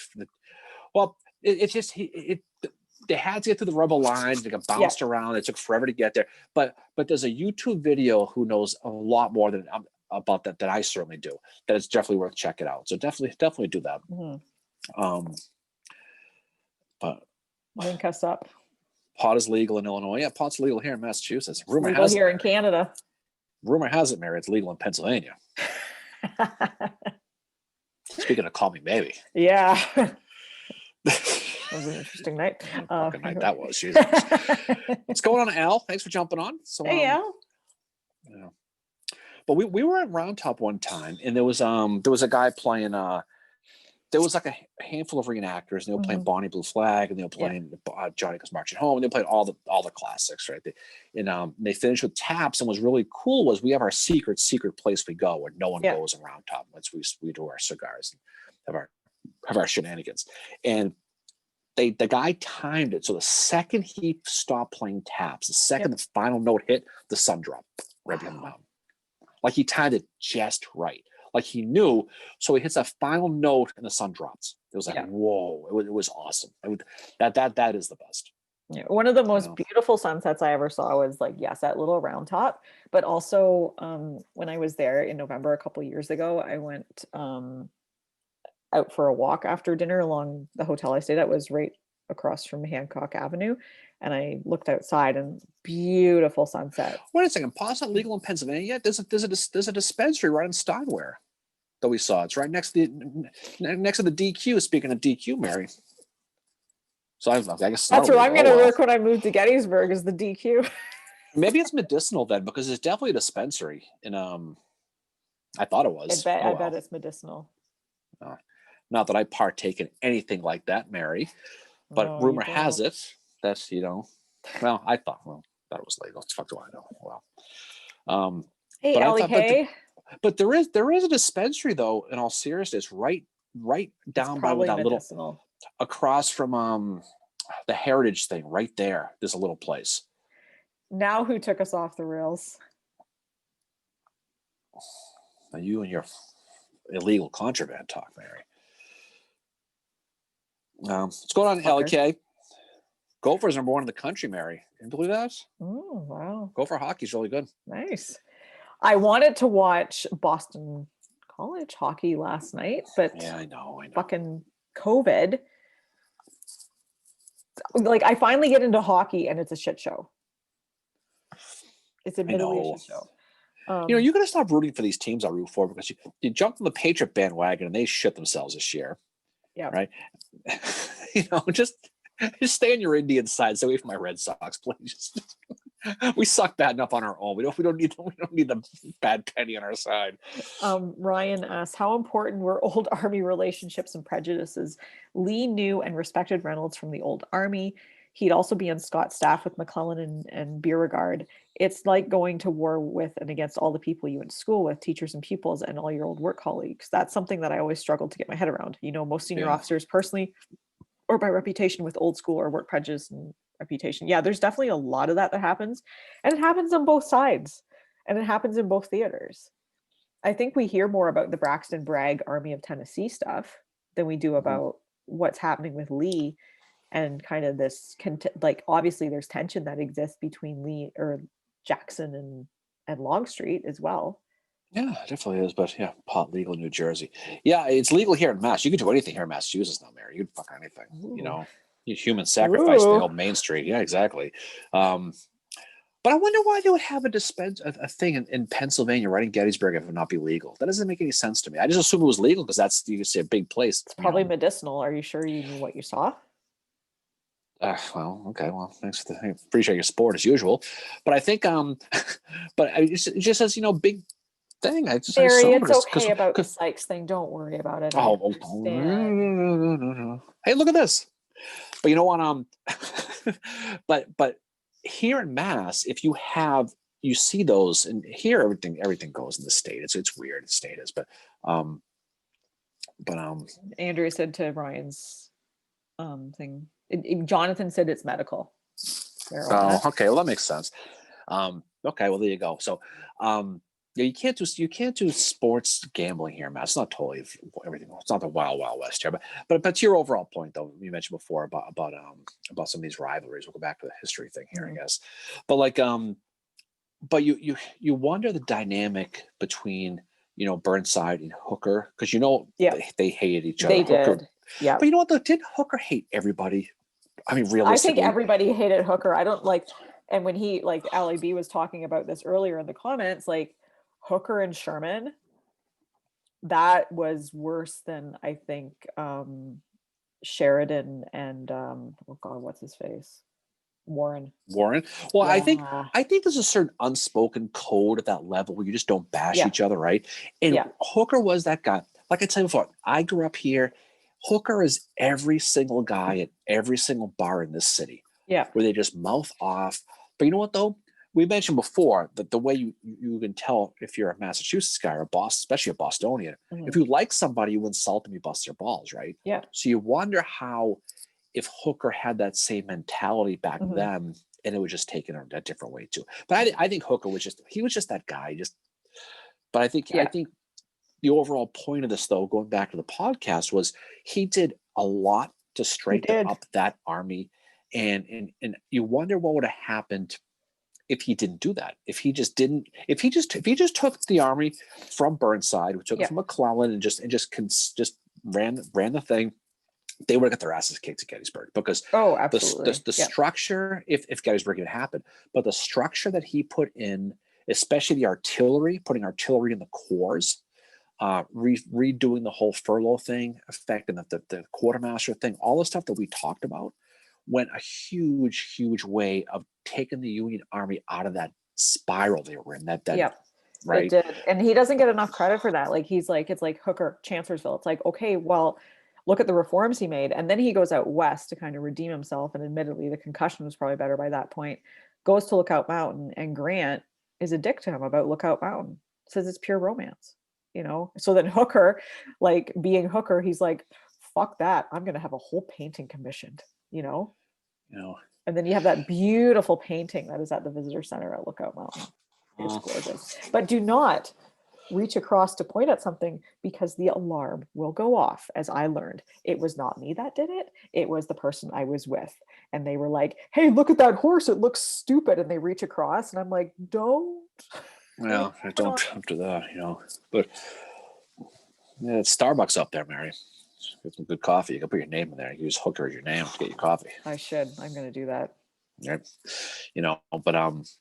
But no, it's interesting though. It's talking this whole dynamic and how it led, because when you look at this, and what's great about this podcast we did was it's coming on the heels of both Vicksburg and Stones River, the last two we did.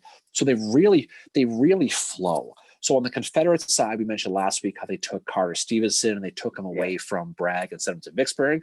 Oh, am I boring you? No, oh my God. I'm just teasing you.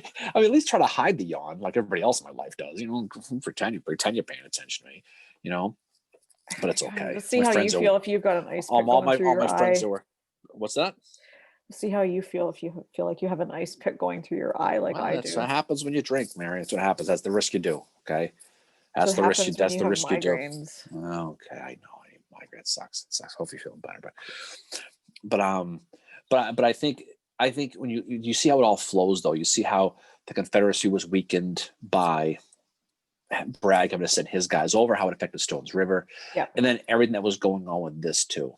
You know, and I don't think it gets reported enough at this mud march that Lee was not there. I think that surprises a lot of people. I think it surprises a lot of people too. Yeah. That Longstreet was in charge of it and not Jackson. I Yeah. think it certainly surprised Jackson, right? Oh yeah, because Jackson's like, what the fuck? But it's like, so maybe that friendship that they say existed between Lee and Jackson is overplayed, right? And I think you've mentioned that before too. Like, I think that friendship kind of factors into the myth of Lee and Jackson, that, you know, they had this really strong friendship, and then here he is putting Longstreet in charge, you know? Well, I think it led to it too, because I think even guys like Longstreet had misjudged the relationship Yeah. that Lee had with Jackson, Yeah. because when Jackson died, I think Longstreet assumed that he was going to be the new confidant, the new right hand man, and the whole old war horse bullshit and all that. But Longstreet was quite surprised at Gettysburg when he realized that he was told, "Dude, you're a subordinate. Remember that."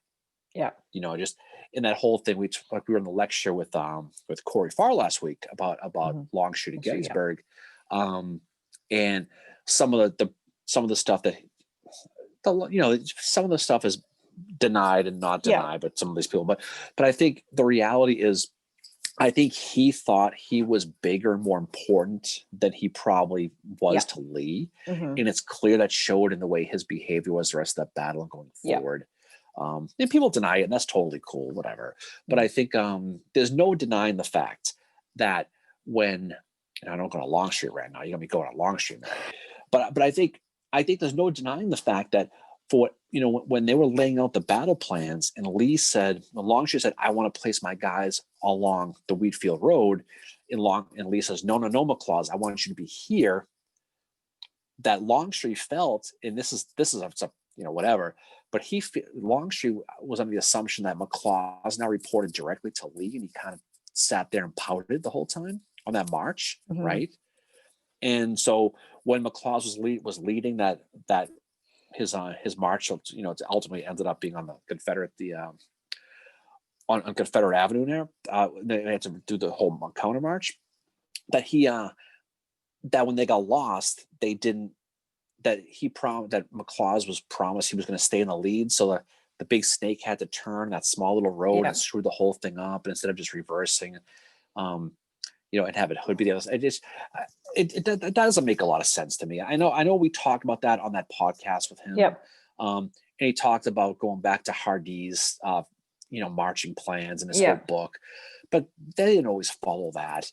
No. Why they didn't? You think about a snake and you get stuck, and why they didn't follow E.P. Alexander. There's the artillery. There's different reasons for that, but why they didn't just turn around, just expedite it, and just flip everybody around? That doesn't make any sense. It just doesn't. And I get it. And I think Longstreet at that point was pretty much like, you know what, this is the way it is. So be it. But there was always a pattern with James Longstreet with that. Yep. When he got pissy, he got pissy. And so I don't know. I've always felt that way with that, especially with him. But I'm more of a Longstreet than a Lee guy, though, Mary. Admittedly. Me too. Yeah, I'm not big on General Lee, and I'm obviously not big on Stonewall Jackson. I think the Confederate generals I like to study are all for the Western Theater, admittedly. No, I just think that for the most part, Longstreet did fantastic at Snodgrass, right?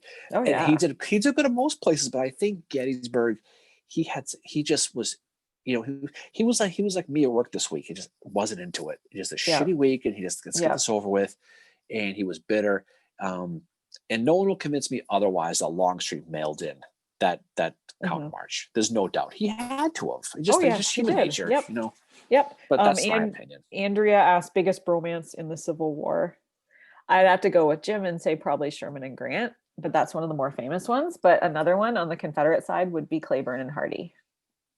And I think Cleburne and Govan. Grant and Sherman's got to be the biggest one, though. It is. It just has to be. It is. Because you know what, though? Because Sherman was basically was so passive too. He just he was like accepted his subordinate role to Grant in He every did. aspect of his life. And that was perfect for Grant. That was perfect for Grant. And I know John P mentioned earlier that he doesn't really agree with the politics behind Grant, but I think like that factors into the friendship because Grant knows that Sherman, he is very vocal about not wanting anything to do with politics. There is a whole John Bell Hood, Arthur Fremantle joke here, Mary. There is. Right. So who knows, right? Mm-hmm. But I think Sherman Grant has to be the most big. That's a good question. That's a real good question, actually. But I think that would be what it would. Yeah, and I think too, another one is Rosecrans and Thomas. Is one that doesn't get looked at a lot, but I think there was definitely it's a bromance. I think more of a respect thing. I think friendship. I think it was friendship, and it was chain of commands. It was a lot. I think that was more of a. But they worked well together. You know, like they could. Like Thomas could come in when he saw Rosecrans faltering, like he did with Snodgrass Hill. Yeah. But I think, and you don't really. I think the one on the Confederate side that is overrated is Lee and Stonewall. How about Sickles and Butterfield? Yep. Right. Yep. Absolutely. Yeah. And I think the equivalent on the Confederate side to the Sherman and Grant is Claiborne and Hardee. It's one that doesn't get looked at a lot, but there was a definite bromance going on there. Yeah. They had each other's backs in the same way that Grant and Sherman had each other's backs. And I think that's one reason why, like, I think what happened at Franklin factored into Hardee making the decision he did about Savannah, because he lost so many friends and he was just like, this is done. Yeah. Andrew mentions Armistead Hancock, which is a good one too. Although that's a little bit overrated because, and this is where the movie comes in, right? Exactly. See, the movie makes Armistead look like he's this emotional guy. First of all, it's arguable whether Armistead even knew Hancock was there. Okay, but the other thing about it was Armistead was a very black and white, hardcore prick as far as emotions go. I think he was friends with him, but I the movie makes it seem that they were a lot closer than they really, really were. It's a great story, though, especially for Freemason brethren. No question about that. Oh yeah, exactly. Yeah, there's that factored into it. I wonder if the Freemason thing factored into some of these bromances, like Grant and Sherman. Were they both Freemasons? Not allowed to talk about it, Mary. Sorry. No, of course it did. It absolutely did. I mean, some of these guys, it's an interesting study, especially when we do our Freemasonry and this Battle of Gettysburg with our friend Bill. We're going to do this, and one of these days we'll do this, probably in the springtime. Probably, I think on Memorial Day we're going to do that. But I think there's a lot of cases with that. I think there's so many, there's so many examples of that. But I think the bromance thing is a good question. I think a lot of these Warren guys. And Humphreys is another one. Yeah, that doesn't get talked about a lot. Allie B. Phil Sheridan his dumb hat just for Leonard. I like his hat. I do. His hat's cool. I'm a guy who wore a Hardee hat and put it on social media last night, Mary. Yeah. Right. I like those hats. I think those hats pretty cool. They're very, very cool. But no, Sherman Grant's probably the leader in the clubhouse. I think I think so. Yeah, they had Sherman and Grant really did have something special with that, and it was probably to do with the Sherman's take on politics, but they could read each other, and Sherman knew that he didn't want command ever. And Grant, who didn't have a bromance, Mary, was Burnside and Hooker. Speaking of the podcast. It was still historical that we were talking. Okay, fine. I don't know why I make an effort to go better. When we first started this, the whole point was to just use this as kind of a post game for the podcast. It's so funny. But no, Grant was not a Freemason. You'd be surprised. There's a lot of them were, Andrea. A lot of them were. Yeah, but, Howard was, Claiborne, Lytle. I mean, most of them were, especially that time. There's a lot, all the cool people are Masons, Mary. You know that. Factors into the marks all the coolest people. Okay, well, if you want to bring it back to history, what was the podcast? What was one of your big takeaways or surprises from doing this episode? I think the biggest surprise to me was probably the fact that that Longstreet had taken over for Jackson. Now I know Longstreet had outranked him, so it would make sense he did. Yeah. But I think a lot of people, would be surprised the fact that Lee was not there. That he he marched on there pretty quickly. As soon as he found out Burnside was in the move, he got back. But Longstreet was in charge. He basically told, Jackson wanted him to defend, the south area by Fredericksburg, which is where Burnside was feigning his attack. So whatever Burnside was doing to fake him out, because he was basically having Franklin was going to basically going to try to make it look like they were going to attack down there. Yeah. And Stonewall Jackson took the bait, and that's where they thought they were going to go. Longstreet sniffed it out and realized that's probably not real. They're probably going over here. So he made the right call, and he denied Jackson's request to move his army there, and that caused a bitterness. And he had that quote where he told Lee that he was not satisfied with Longstreet taking over. But Longstreet was right. That was my biggest surprise with that. Was not so much everything on the rain side, but people realized too the Confederacy had to deal with that rain. It took them a lot of time to get down there as well, but they were more ready. They were definitely ready. Yeah. And Lee capitulated the battlefield to Longstreet and not Jackson. I think surprised a lot of people, because I think people assumed that Jackson again was his right-hand man. I think it factors into the like what I mentioned before, which was like what you mentioned, that this friendship between Lee and Jackson is not what is portrayed today. Like, I don't think it was a friendship. I think it was not legit. I don't think it's the bromance that people think it was. No, I think it was straight up boss employee. Yes. And I think that's what surprised us. I think that's what surprised Jackson at this campaign. And I think it's what surprised Longstreet at Gettysburg. I think he thought that they were confidants. This is us too. And Lee's like, no, you're a fucking subordinate. And I think that surprised Jackson there.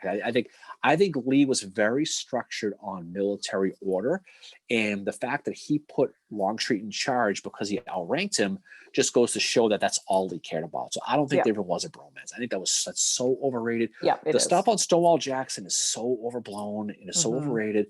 But I think that's kind of the way it is. Well, like I say, Stonewall is the Claiborne of the East. And that is just my opinion, but see, I think Jackson's the Claiborne of the West, of the East. You know what I mean? Fuck that. Yeah, so yeah, Claiborne of the East is who Jackson is. That's the one thing I've loved about doing this podcast. Hugh Jackson? What about him? Did you say Hugh Jackson? I do try and talk legit history on here, and then you fucking interrupt me with something stupid. You said Hugh Jackson. McClellan and Pretty Boy fits, but yeah, that's a good one. Yeah. Anyway, the thing that I've really learned, and this is just the way I'm looking at what I've been reading, is that Claiborne is known as the Stonewall of the West. But when you look at the fights that he had and what he did, and how every time he made a mistake, he improved upon it, Claiborne just kept getting better and better and better as he went along. And that's true. He did shoot himself in the foot with that emancipation. And there how about this bromance? Abraham Lincoln and Edward Baker. Yeah. Right. Speaking of Ball's Bluff, I mentioned Ball's Bluff, but there's a bromance for you. Yeah. Anyway, you were saying? Sorry. Comments. Yeah. Just you look at the fights that Claiborne had, and they were a lot tougher than anything Jackson did. I'm not saying Jackson didn't. Jackson had tough fights too. Jackson was talented, but he's not Patrick Claiborne. And there was a really good discussion on the forum on the website about the Claiborne's emancipation and the reactions to it. And it was I encourage people to go read it on the forum. And you don't have to sign up to read stuff. I think you can go in there and just read it. But yeah, forum's cool. Yeah, the reactions to when Claiborne had that meeting, and people were saying, this goes against everything we are fighting for. We can't do this. It shows how hardcore some of these men were actually in, it shows the true cause of the Civil War was definitely slavery. And it also shows that Claiborne did not understand that completely, which is something that that's one thing I find fascinating about him. Here he is fighting, and he's like, let's free these guys. Let's free the slaves, because then we can go have our own country. Well, I think Claiborne, I mean, you want to look at just short battle. I mean, he's significantly more. I mean, look, Jackson had his success in the Valley to a point, but again, he's one of those. He's one of those dudes who I said before. That, with all due respect to Virginia people, I think he's the most overrated guy in the Civil War. He is absolutely. He is absolutely. I agree with you about that. Like Stonewall Jackson is definitely one of the most overrated guys in the Civil War. And I think the underrated ones are like, somebody like Claiborne. Like I said, when you look at what he does and you're like, holy shit, this guy is, and you think about it, at Stones River, two very talented generals, both MVPs, are fighting again right at each other, Sheridan and Claiborne. Well, I think that if Claiborne were in the East, if he were in that role, he's Jackson's a VMI guy and he's religious and he's pious. He represents the Virginia. That's part of the whole lost cause thing. Yeah. Even Douglas Sothall Freeman was a big league guy. Obviously, speaks well of Jackson for the most part. And there's there's a whole bunch of good books on Stonewall Jackson to read.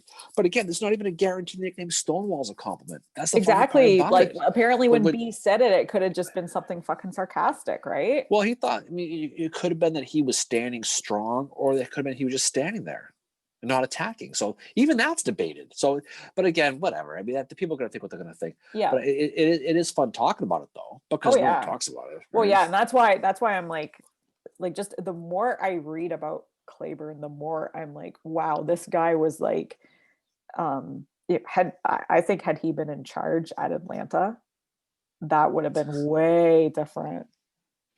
Ryan just took a shot at Howard. I know. I'm going back up to read it. Ooh, look at this. And Claiborne is fighting the Union A team, unlike Jackson fighting the Union Z team. Like Howard, I'll get my coat.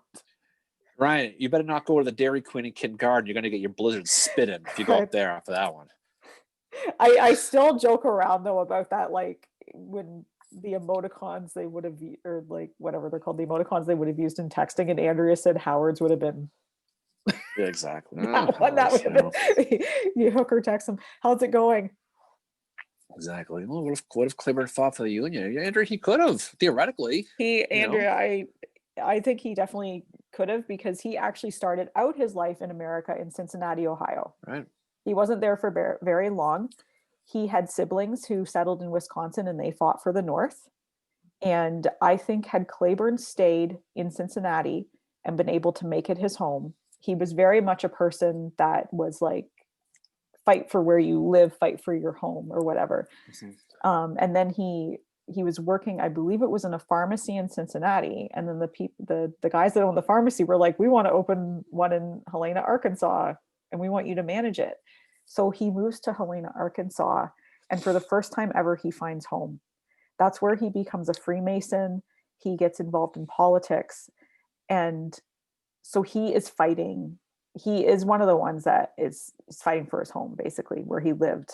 And yeah, he does believe in like the Confederacy being separate.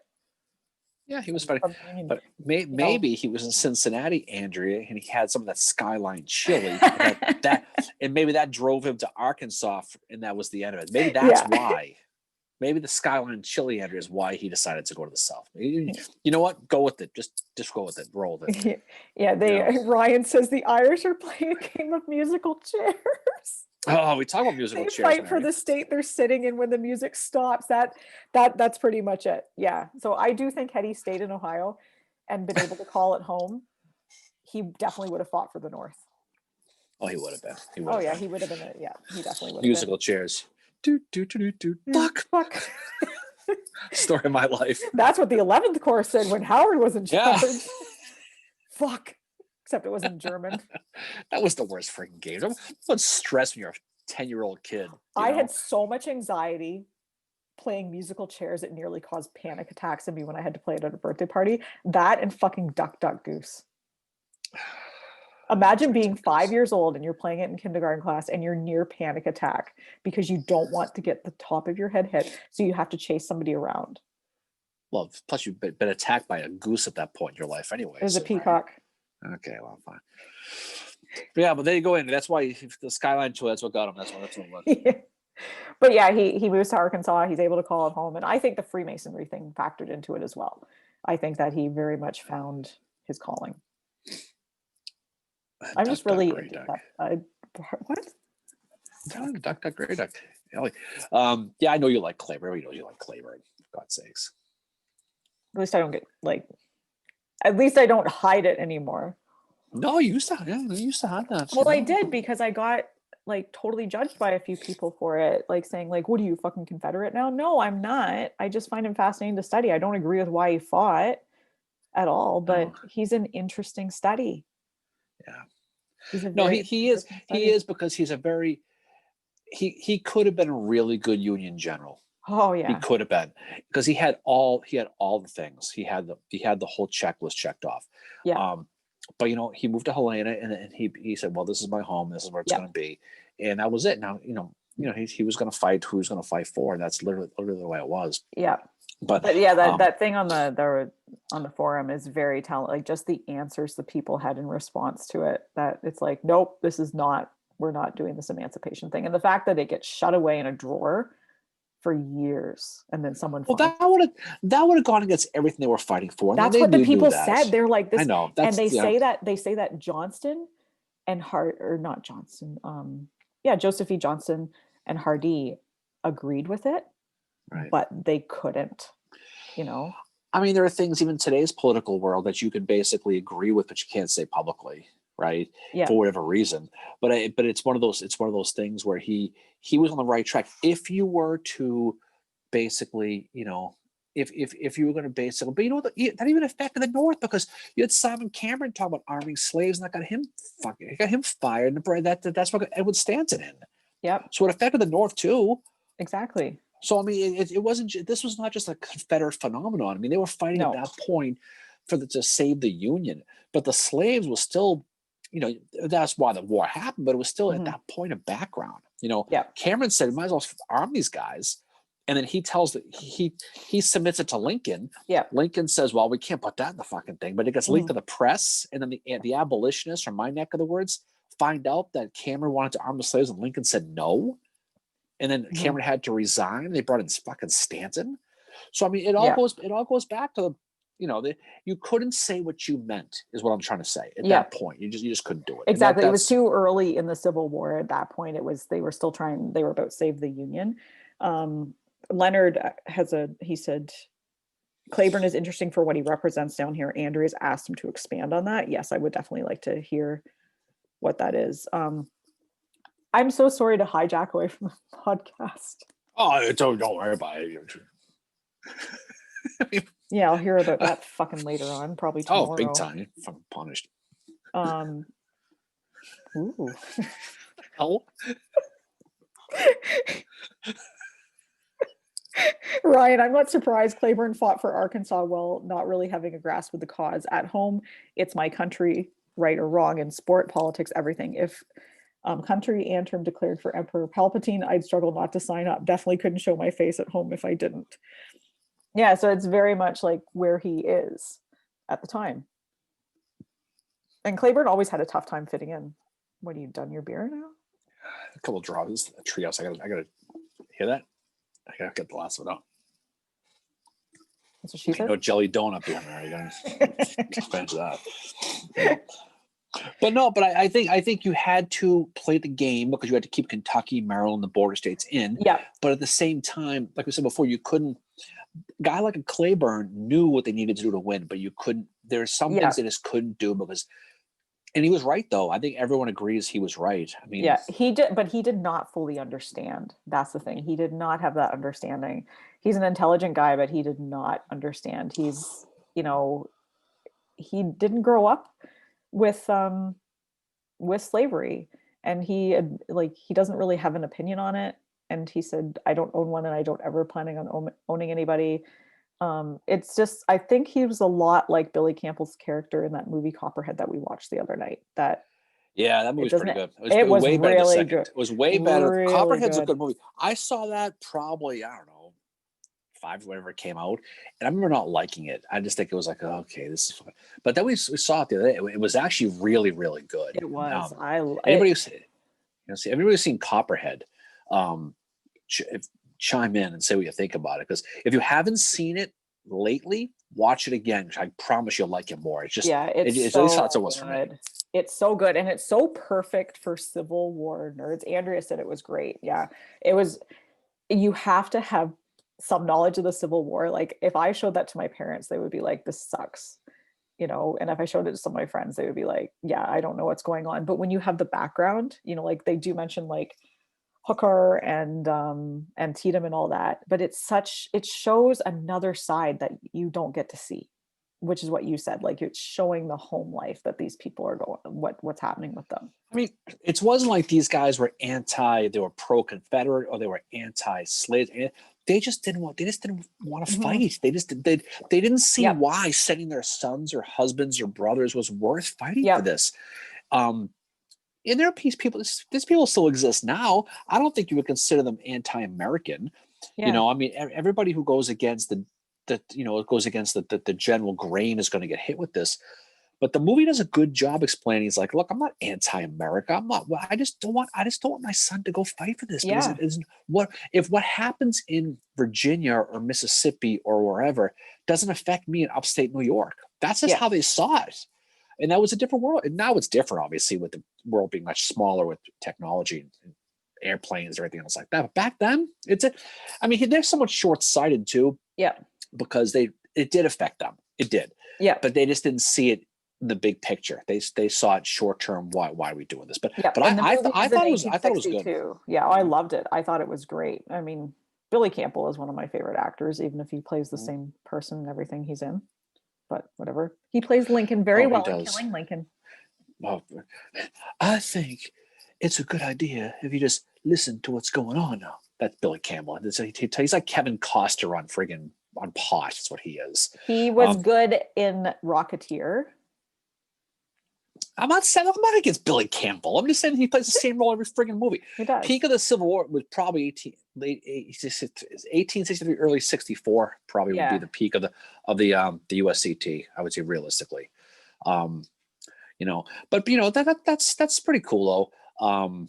Free State of Jones is a really good movie. Yeah, I love that's a very sneaky good Civil War movie. It is because people don't realize that not everybody in the South was for the Confederacy. Yep. And there were counties like Jones County, where the Confederates had to go around because there was might as well be enemy territory. They couldn't go through there, and that's because people are people. They don't want to fight for this shit. A lot of them don't care about all this. They just they don't look at the economy and individual freedom and independence. Fuck that. They just want to be fucked with. And people are the same today for the most part. Exactly. And that's the same with like what the Copperhead movement was like too. Now, Billy Campbell's character is not a Copperhead. I don't think he was a Copperhead in the same sense that Fernando Wood was. Like Fernando Wood was a Confederate in blue clothes. Oh, exactly. Yeah. He is like Lee Pace plays him really well in Lincoln though. He's such an asshole. No, he was. And he certainly was. He's buried in New York City. I've actually seen his grave. He's buried at St. Peter's. I've seen his grave in New York City about 10 years ago. I went to go see Fernando Wood's grave. He's, whatever. I think the movie makes him look a little more worse than he probably really was. Yeah. But I don't think he stood up there speaking, the way he did very eloquently about it was a great actor. It was great. It was a great job. That movie, Lee Pace is really, it's Lee Pace who played him. He was really good. He's actually one of my favorite characters in the movie Lincoln, just because he's a bastard. Well, if any character in a movie brings up emotion plus or minus, they did a good job. Oh yeah, and he does. Right. That's like Braxton Bragg in The Smoke at Dawn by Jeff Shara. I want to strangle him at the end of every chapter. He's so annoying. This is totally off topic, but the one character in a movie or TV show who did a real good job, because I hated him so much, was the guy. Actually, was a kid who played the blonde king in Game of Thrones. Oh, I hated him. But you know what though? Because he did such a good job with that role, you hated him. Yeah. Right. The one who jumped out the window. Yeah. Spoiler alert! He didn't make it. But that one, because he was such a prick. But you know what? Like good job. Oh, he did. He did a very, very good job. Ryan said, Lincoln, it's surprising how much of the dialogue in Congress is direct from the record. That's awesome. Yeah, they do take stuff directly from what was said for that movie. No, they do a lot of the stuff they talk about. It's good because the Gettysburg movie does a lot of that too, like the Joshua Yep. Chamberlain speech to Mhm. the Yep. second Maine guys. That was a verbatim, allegedly, what he said to him, which is pretty cool. Yeah. But they didn't talk like that in real life to each other. No, they didn't talk about. I question your valor, sir. Oh, You know, Warren didn't get up there and whatever it was, like said like about round tops or whatever they said about round top in that movie. but they didn't call it Round Top back then. They called it that Stony Hill. They Okay, didn't even well, have a name fine. back But what then. was it? Like you quote it sometimes, like this is Right. can't fucking remember. Oh, I hear peppering over there in yonder hill. That Yeah, whole thing. fuck you didn't talk that way. He probably said, "Dude, you fucking see that?"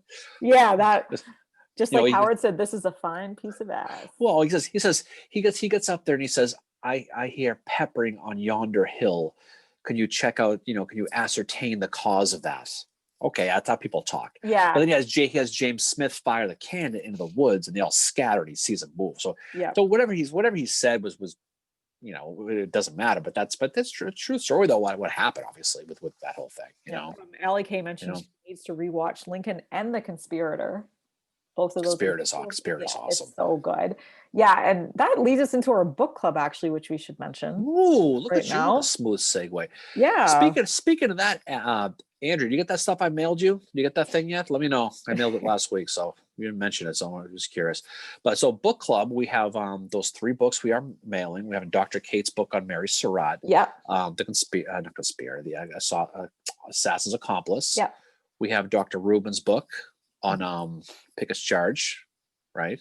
Not Yeah. Pickett's No, Charge. Sherman's March. Sherman's March, yeah. And historical memory. And we have Kent Masterson's Brown book about Yep. the retreat from Gettysburg. So what we're doing with that is we announced this last week. So we are raising money for Battlefield, and thank you to all who have donated so far. You guys are awesome. I had there was another couple donations to come in this morning.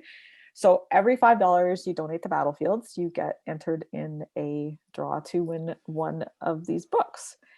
And we wanted to do that, just do something a little bit fun.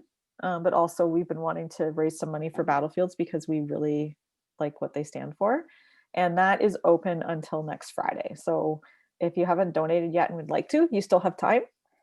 And we will be announcing the winners on Facebook Live next week. Yeah, and we will have a special guest on our live next Mhm. week from American Battlefield Trust, who's Yeah. going to announce the winners. So we're going to have them on. So definitely, if you haven't done it, throw in some money towards it. Look, it's tax deductible. It's for a good cause. Yeah. A lot of people have done it. And if you buy, I know, Andrea mentioned this and someone else that if you buy something from them, like a T-shirt or a hat, that counts too. Okay. Yeah. Yeah. So So- just send us just forward the receipt that you get from them, and we will enter your name into the draw. And like Darren said, if you buy even if you buy merchandise from them, that counts as well. LK, oh no, we're gonna have to behave ourselves then. No, because they won't be on long, so don't worry. They're No. gonna, whoever we're going to have is going to be someone who's going to come on and announce the winners. They're probably going to drop off and go back to their normal lives. So we'll see Yeah. who it is. But, Yeah. But I think it'll be a lot of fun. I think I think I think it'll be a good thing. But if you haven't done it yet, do it. And it's not so much about the book thing because the books are cool, but I don't know if you mentioned Olivia John Newton, but they are signed. The books are we did reach out to the authors, and all 3 of them did agree to send us the book. All 3 of them copy. are very, very enthusiastic. And they were cool. They're very cool about it too. They're very Yeah. happy about it. Yeah, So and the reason we didn't do the first one is because we figured people already had bought it, and we didn't want to be like, seriously, what if the Bang Barn or Sheridan's hat comes up? hey, they know what they're getting themselves into. Trust me, they know us by now. They so, know. um, Allie K got this is awesome. I'll show off my new shirt on Wednesday. I got from them. Awesome. well, Yeah. that counts, Allie. That Wednesday, counts. we do have That our counts. Wednesday evening from 6 till Ish. 7-ish, 30-ish. We will be having our round table. So if you have already been on that, stay tuned for an invite from me. But if you've never been on our round table before, send us an email, info@civilwarbreakfastclub.com, and I will send you the Zoom invite. Basically, I mean, most people I think that are here have been on it before. It's very much like these Facebook lives, except you guys are actually going to have like your voices on here instead of just commenting. And unlike Darren said a few months ago, you can participate. And I fully expect Andrea Lee Pike to be on this next one. Yeah, because she hasn't been on yet. So we all looking forward to seeing Andrea. Yeah, Allie B6 or whenever we all stop talking. Yeah, we don't have to. The one time we had to end it at 7 because we unfortunately had a lecture to attend, but we're trying not to schedule anything for those. You got a lecture to attend. Well, we did. It's just not so pretentious when you say it that way.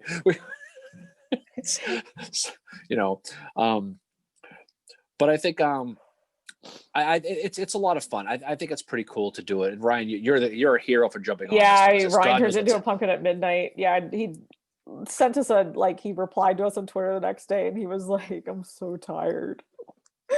I mean, it's late for him. I mean, it is. Yeah, he's he's probably listening to the Spice Girls all night anyway in England. What the hell does it matter? Jeez. Yeah. But no, seriously, it's just this Wednesday at 6:00 Eastern, Andrea Pike. Yeah. 6 to 7. And you know what? We had a focus last time on books. We're just going to open up, and this is like open mic night again. We're just going whatever we want to talk about. There's no topic. There's no subject because we've like talked about. Hopefully, it's about some of the books, though. I hope some people have started that Black Iron Mercy book, though, and hope that we haven't heard anybody give us any feedback one way or the other about that book. I like that. I love it. I love it. There was somebody that did ask on the forum. There's somebody on the forum that has already read Dr. Rubin's book and post their thoughts about it. So it's great to get that discussion going too. I've read that one yet. That's the other thing with the book club that we have tried to come up with as many ways as possible for you guys to be able to discuss these books, because we realize that not everybody's going to be able to make the Zoom meeting that we have for it at the end of March. So you can definitely talk about them over on our forum. We're going to come up with some hashtags on Twitter, discuss them on there as well, and always our Facebook page too. So there's lots of different ways, and talk about them on the lives as well. Oh, Allie B ordered Black Iron Mercy on December 21st, and she's still waiting for December 21st. She's still waiting for it. Well, you'll read through it pretty quickly. It's a good book. And Thor doesn't come to an end, by the way. We're just gonna make it to Wednesday, Jim. We're just gonna make it to Wednesday. Yeah. Jesus God. But hopefully we're celebrating on Wednesday night in the live. I'm sure we will be, as long as the world doesn't blow up by then. But we'll just gotta make it to Wednesday. Yeah. God, we gotta make it to fucking Wednesday. But no, but it's good though, because you know what? It's just a chance to hang out, talk about this stuff, and like I said, it's not a pretentious environment. It's nothing like that. It's just a bunch of dudes hanging out, talking about the war. So, my town's the worst for the mail here. God. Yeah, we're bad here too. I was supposed to get my Asia Booth book on Thursday, and then I'm like, it'll be here Monday. Well, come when it comes. So, is there a good book on the Mud March? That's a good question, Mary. Well, there's the one that was posted. The one you had was also posted in the. God, what was the name of that? There's a book. There's an overall Fredericksburg campaign. Yeah. From soup to nuts. That's really, really, really good. Is it by God? I got to look up the name of the author on that one. It's upstairs. I forgot the name of it. I will. God. It's in the forum. Yeah, go in the forum. I will try to find. I'll tweet a picture of it. But that's probably the best one. Like a lot. There's a lot of the book. Like the last quarter of the book is about the Mud March and about the end of the Fredericksburg campaign. That I don't know if a specific book about it, but that one's the best I've read. I'm going to go on the forum so we can get it, because I know it's on there. By the way, if you go on the forum right now, you can see the awesome blog post that Darren wrote about Clara Barton. Oh, that's right. Yeah, my day with Clara. That was a fun day. Okay, so Civil War book enabling here. Okay, so it is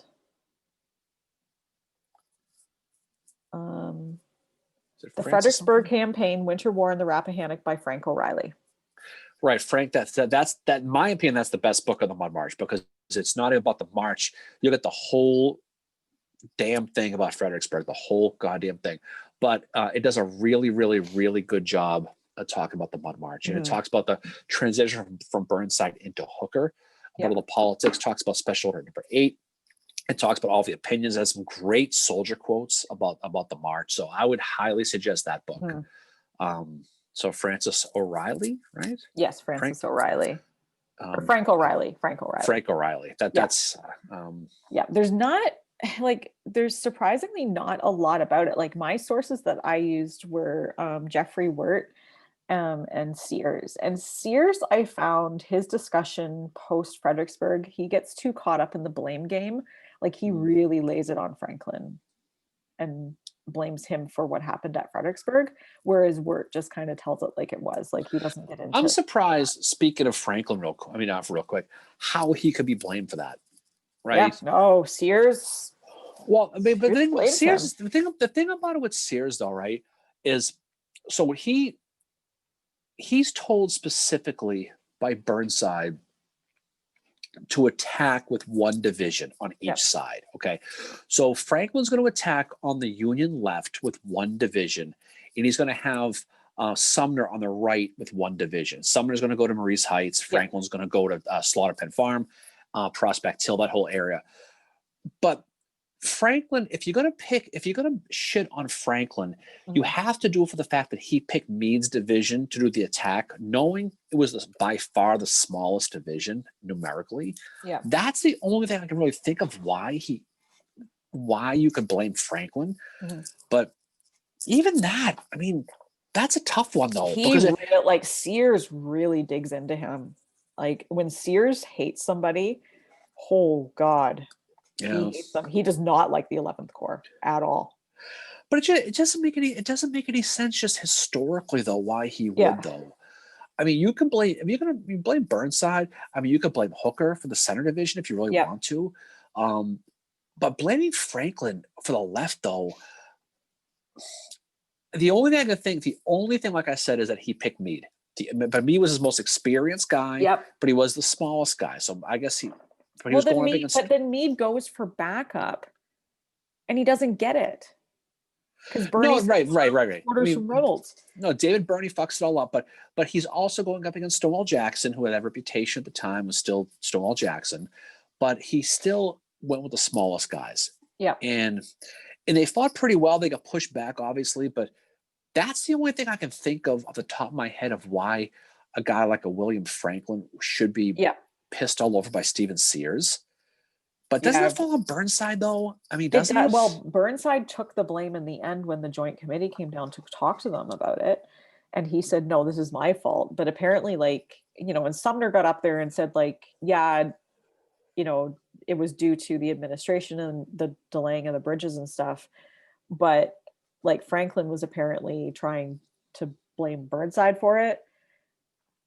And he also blamed the administration too. But yeah, he just totally shits all over Franklin for it. And Allie B said Sears is all about high command and Lincoln's lieutenant. So it's not too surprising. It's all about the blame game, because I'm sure that's how it was with all those dudes. Absolutely. They were trying to find somebody to blame. But even that though, wouldn't he blame Burnside if that's the case though? He defends Burnside. I find he's very defensive of Burnside. I mean, look, everybody has their binkies, like we say, right? Yes. God knows you have your Claiborne Howard binky going all the time. And there's nothing wrong with that. People like who you like, no question. But it just seems strange. Sears was the first book I ever read on the Gettysburg campaign. I look back on it now, and now a lot of the stuff you realize. Sears. Sears has his place. He's a brilliant writer, but he is why you should always read so much on the subject, because you can't just go with his opinion. And like he does not like Howard. If you want to learn about the Battle of Gettysburg, okay, the full campaign, you've got to read the Fonz books. Those are by far the best. Okay, the three Fonz books. It's not as technical as Connington's book. Okay, it's not as it's much more intense than probably like a Trudeau book. Yeah. But those are the three books. If you really want to get into it, those are the three to read. But Sears is, he puts his own opinion like a lot of the guys do. But I just don't get the Franklin thing. I just don't get it. No, I was reading it and like I had to read it a few times. I'm like, whoa, he really is like laying it all on Franklin. And then he lays it on Howard. Like I don't know. With Howard, I find his treatment of Howard, and again, I'm biased, is almost bordering on disrespectful. that he's just completely not looking at all the evidence there is about him, and just having this like, well, look at this guy, he's like, oh yeah, he's a Medal of Honor winner, but lost his arm, but Yeah, I hear you. yeah, It's like anything else. I mean, they're gonna have their opinions. They're gonna have their spins, but yeah. but look, there's some I can get. There's some I totally understand. I just don't I don't get that one. No, It doesn't make any sense. I mean, no, and not that again. I mean, Franklin. I mean, like he wasn't exactly a he's not transcendent general. perfect. I mean, no, but I mean, for all the people you can blame for Fredericksburg, that seems to be the one. Yeah. I mean, you don't blame. I mean, you could blame Sumner. You could blame all of them. Black Guy and Mercy Killing. What? Yeah, because Wayne's book was in really bad condition when he got it. Oh, really? Yeah. Just put off Amazon then. No, but no, that Black Guy and Mercy book's a real good book. Though. I'm glad we're doing that one. I'm glad people like that. I think, but if anybody's been reading it, we haven't really gotten any feedback about that yet. To be honest. Yeah. Jonathan says that Sears book on Chancellorsville is the only one of his I've liked. I've heard that is his best work. Is his book on Chancellorsville. That and Landscape Turned Red. I have that one. I didn't see it. That's a pretty good book. To Howard in that either. Oh God, I can only imagine. And then he was made to Howard. Yeah. Okay, fine. I'm gonna write a book. Why Claiborne and Howard suck. Just call it that. But Mary in the fetal position. He's so freaking funny. I make fun of Howard. Patrick Claiborne, Oliver Otis Howard, and the Cleveland Indians. The 3 things that are wrong with America. That's the book I'm going to write. Just dedicated to Mary. Exactly. Ryan asked, hey, I just thought, did the CSA have a medal system? Never thought about that before. They did not. Oh, wow. Lee and the Army did not believe in medals of honor. They didn't believe in any of that stuff. They felt that any of the other things you did were for the Confederacy. They were very Soviet like that. Yeah. Right. They did not have a medal of honor system. They didn't. Yeah. But no, they did not do any sort of medals of honor. Why Claiborne sucks, the children's picture book. Exactly.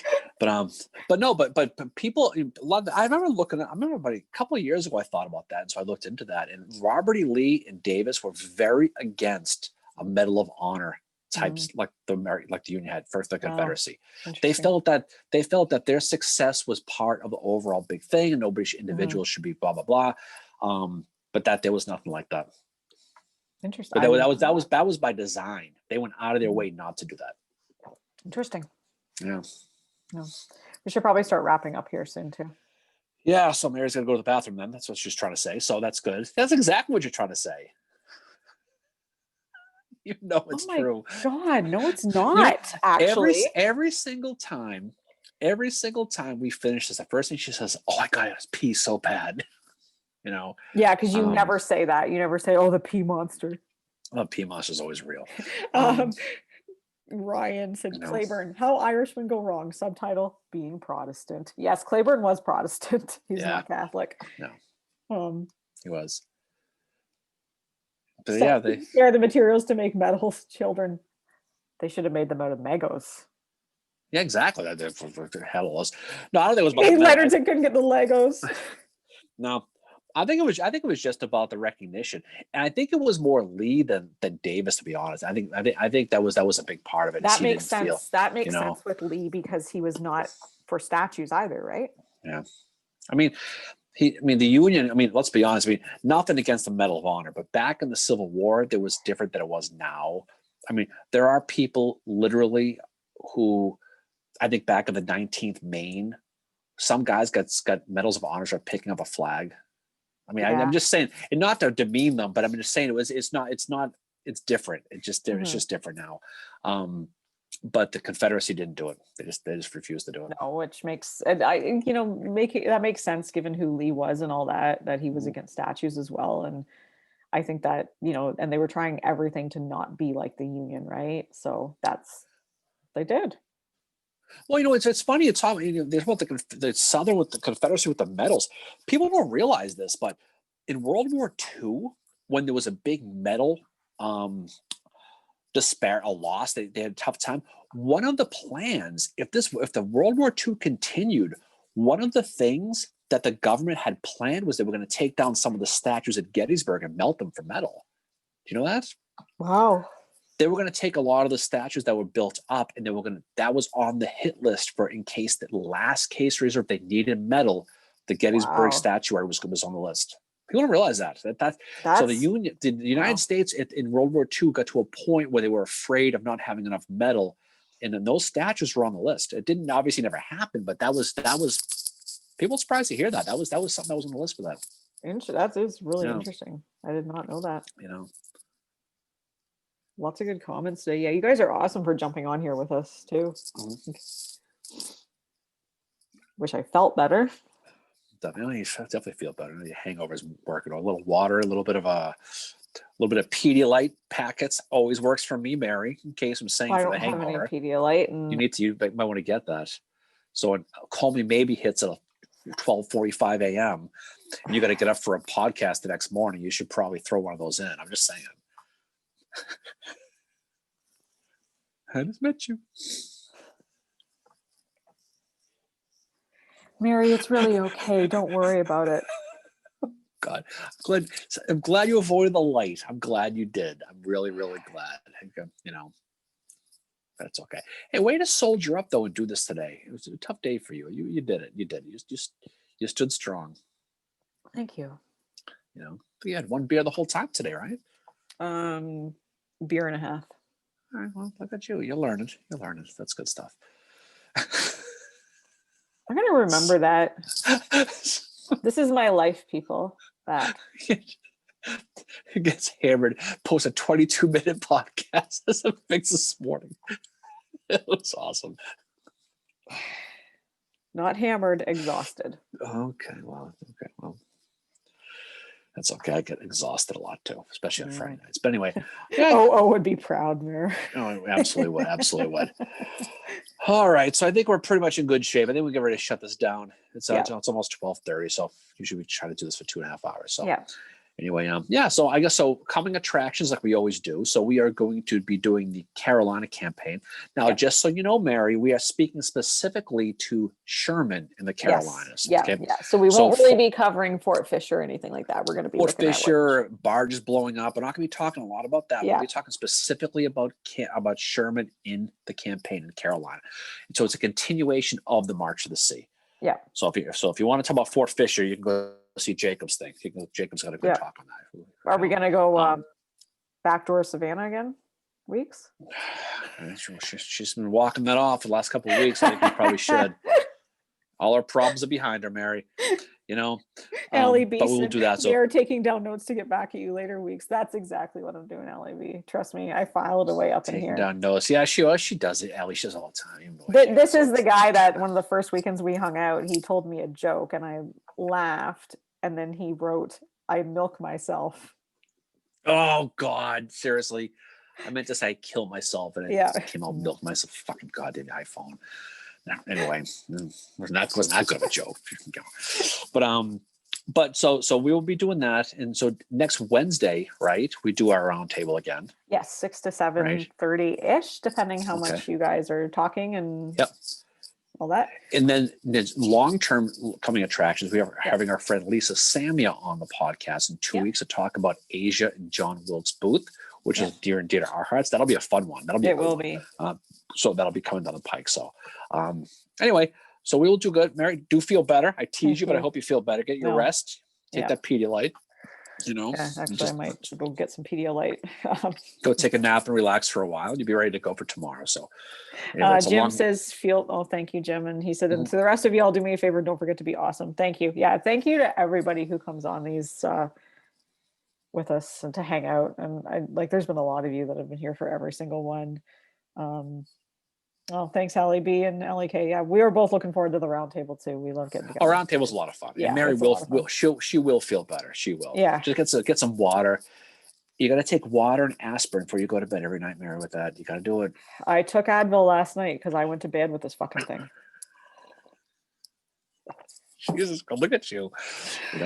Anyway, so she'll feel bad. I promise she will. Anyway, so we will talk to you all on, well, the next time. So Wednesday, Roundtable Wednesday. I'm looking forward to that. And then we will do this again. So she'll feel better. Don't worry about her. Oh yeah, I'll be fine. I've had migraines for most of my life. So this is Don't worry about it. Hey, don't worry about it, Mary. Just cheer up, Sleepy Jean. You'll be fine for Wednesday. I promise. You'll be okay. She'll be fine. Anyway, so thanks everybody for jumping on this. Always a good time. What's the topic for Wednesday? Andrea, it's going to be wide open and there's going to be open mic. So whatever we're going to talk about, we're not going to have a specific topic. We're just going to get together and we'll see, just like this, we'll see where the conversation takes us, except everyone's going to be on and we will, you want to talk about anything you want? Andrea, you're in charge. You're the boss. You can talk whatever you feel like talking about. Wayne says, thanks for hosting this. I look forward to every Saturday morning. Have a great weekend. Oh, thank you, Wayne. Thank you for dropping on. We enjoy this. We started this podcast as like just on kind of a like, well, let's just record the conversations that we have when we're drinking beer together. Yep, and here we are almost 6 months later. So thank you guys for all your support. We wouldn't be here without you. Time flies. So definitely. Awesome. So yeah, we'll look forward to that. We'll have a good time on Wednesday and we'll definitely looking forward to seeing you, Mary, when we talk about the Carolinas on Tuesday night. We'll record this and we will drop it on next Saturday and then we will have a live again on then. So again, please donate to the ABT. Definitely try to get your book. But even if you don't get the book, donate the money because it's all for a good cause. We all have to go to those battlefields and see the same vistas the soldiers and the generals did, and hopefully they don't go away. So that's the whole point of this. So anyway, thanks for everybody jumping on. Always a pleasure. Thanks for everybody's support as always. It's always a lot of fun with this. And Mary, hope you do feel better. I do sincerely believe that. I hope you feel better. Thank you. You know, I see you smiling instead of grinning, frowning. So it's always a good thing.